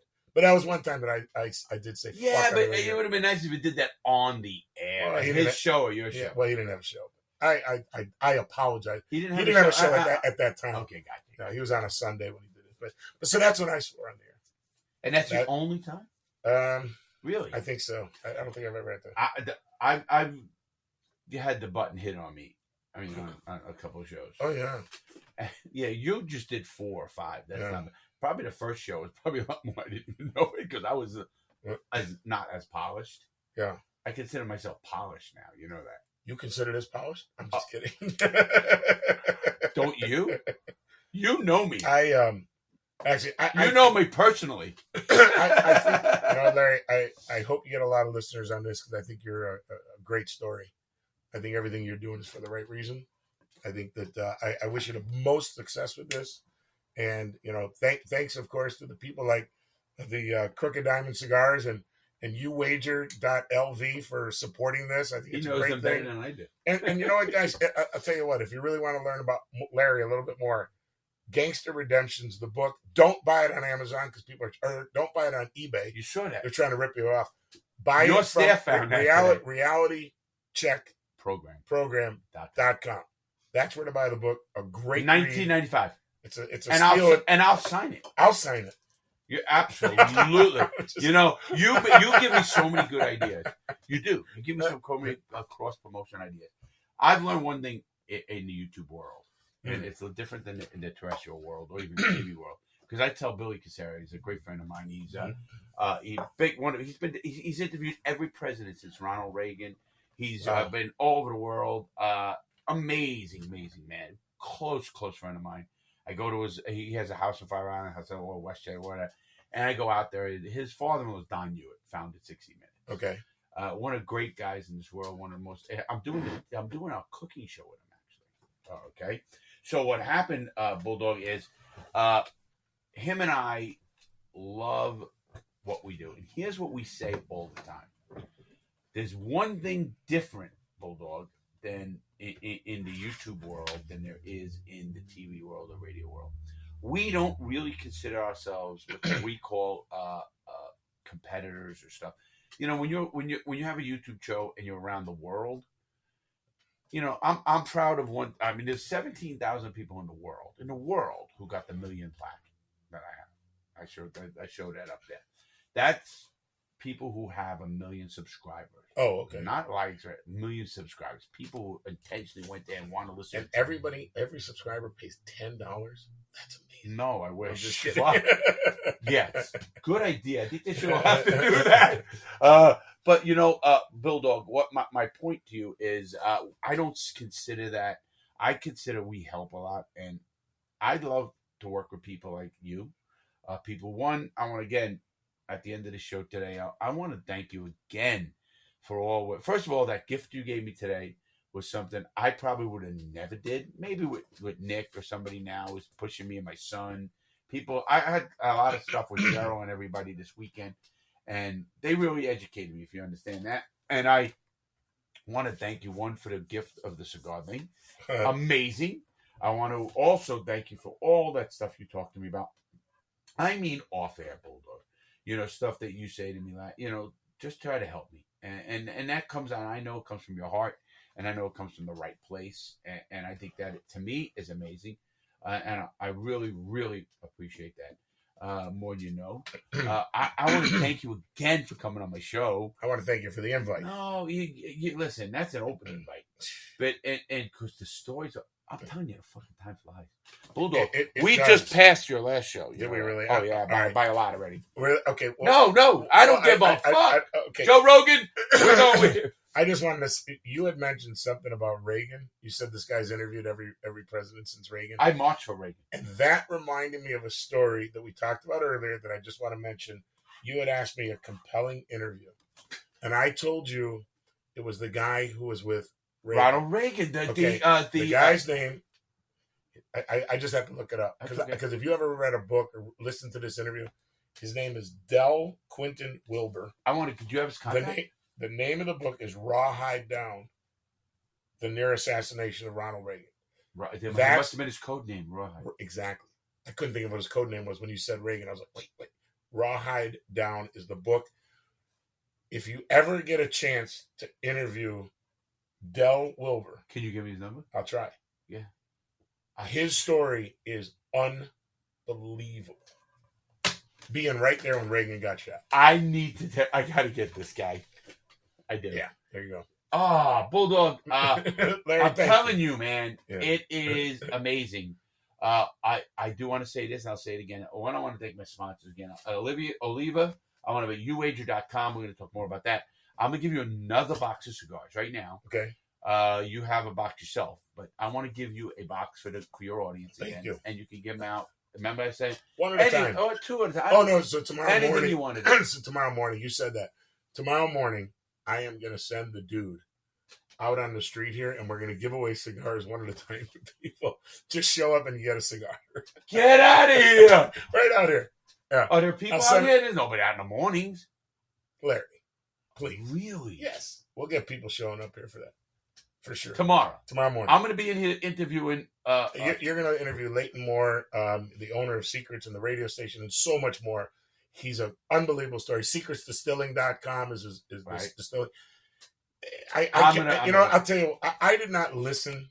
You sent me a copy of our sure. YouTube. I didn't listen to the whole thing, but I will listen to your interview with him just to hear about that. Leighton. Yeah. Well, I already know what we talked about. No, that's what everybody says to me, Larry. This. I don't. In the beginning, when I learned about, and I learned how bad I was, I really did. That and I started getting mad about letting people tell the whole story because I'm a storyteller and I have a zillion of them and I know it's wrong. Listen, I'm okay with being wrong. Believe me, all the time. And I think everybody should just get better. And I want to keep getting better because I'm not going anywhere. It's 139 episodes you've done. Yeah, you've come a long way in 139. How many have you done? How many have I done? Thousands. Thousands.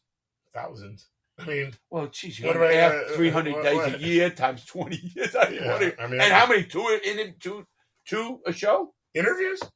More than that. Sometimes I do 3 or 4 interviews. I'm over 20,000.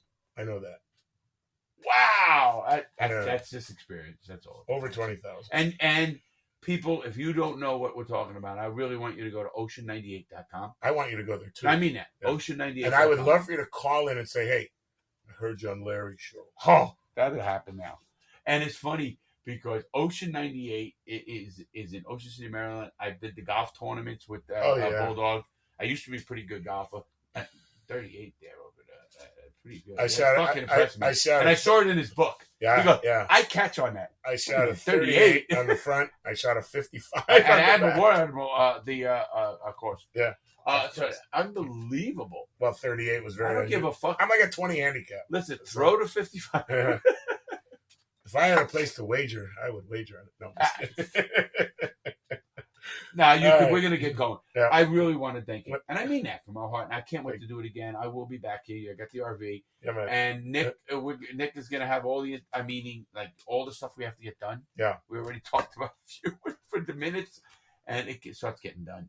And then I'll have it to the mechanic to make it with my brother's shit and everything else. Thank you again, Bulldog. One of the great guys in the world. I really appreciate it. And I wish your wife well. Thank I love you, the business. I love everything you do. Yeah. And Likewise, right back at you. Yes. And thank you again, sponsor. Great. And please check us out. I want everybody out there to make good choices. I don't want you to make choices where I went. And if you have problems, find the help. Make sure you get to the right people. And have a great day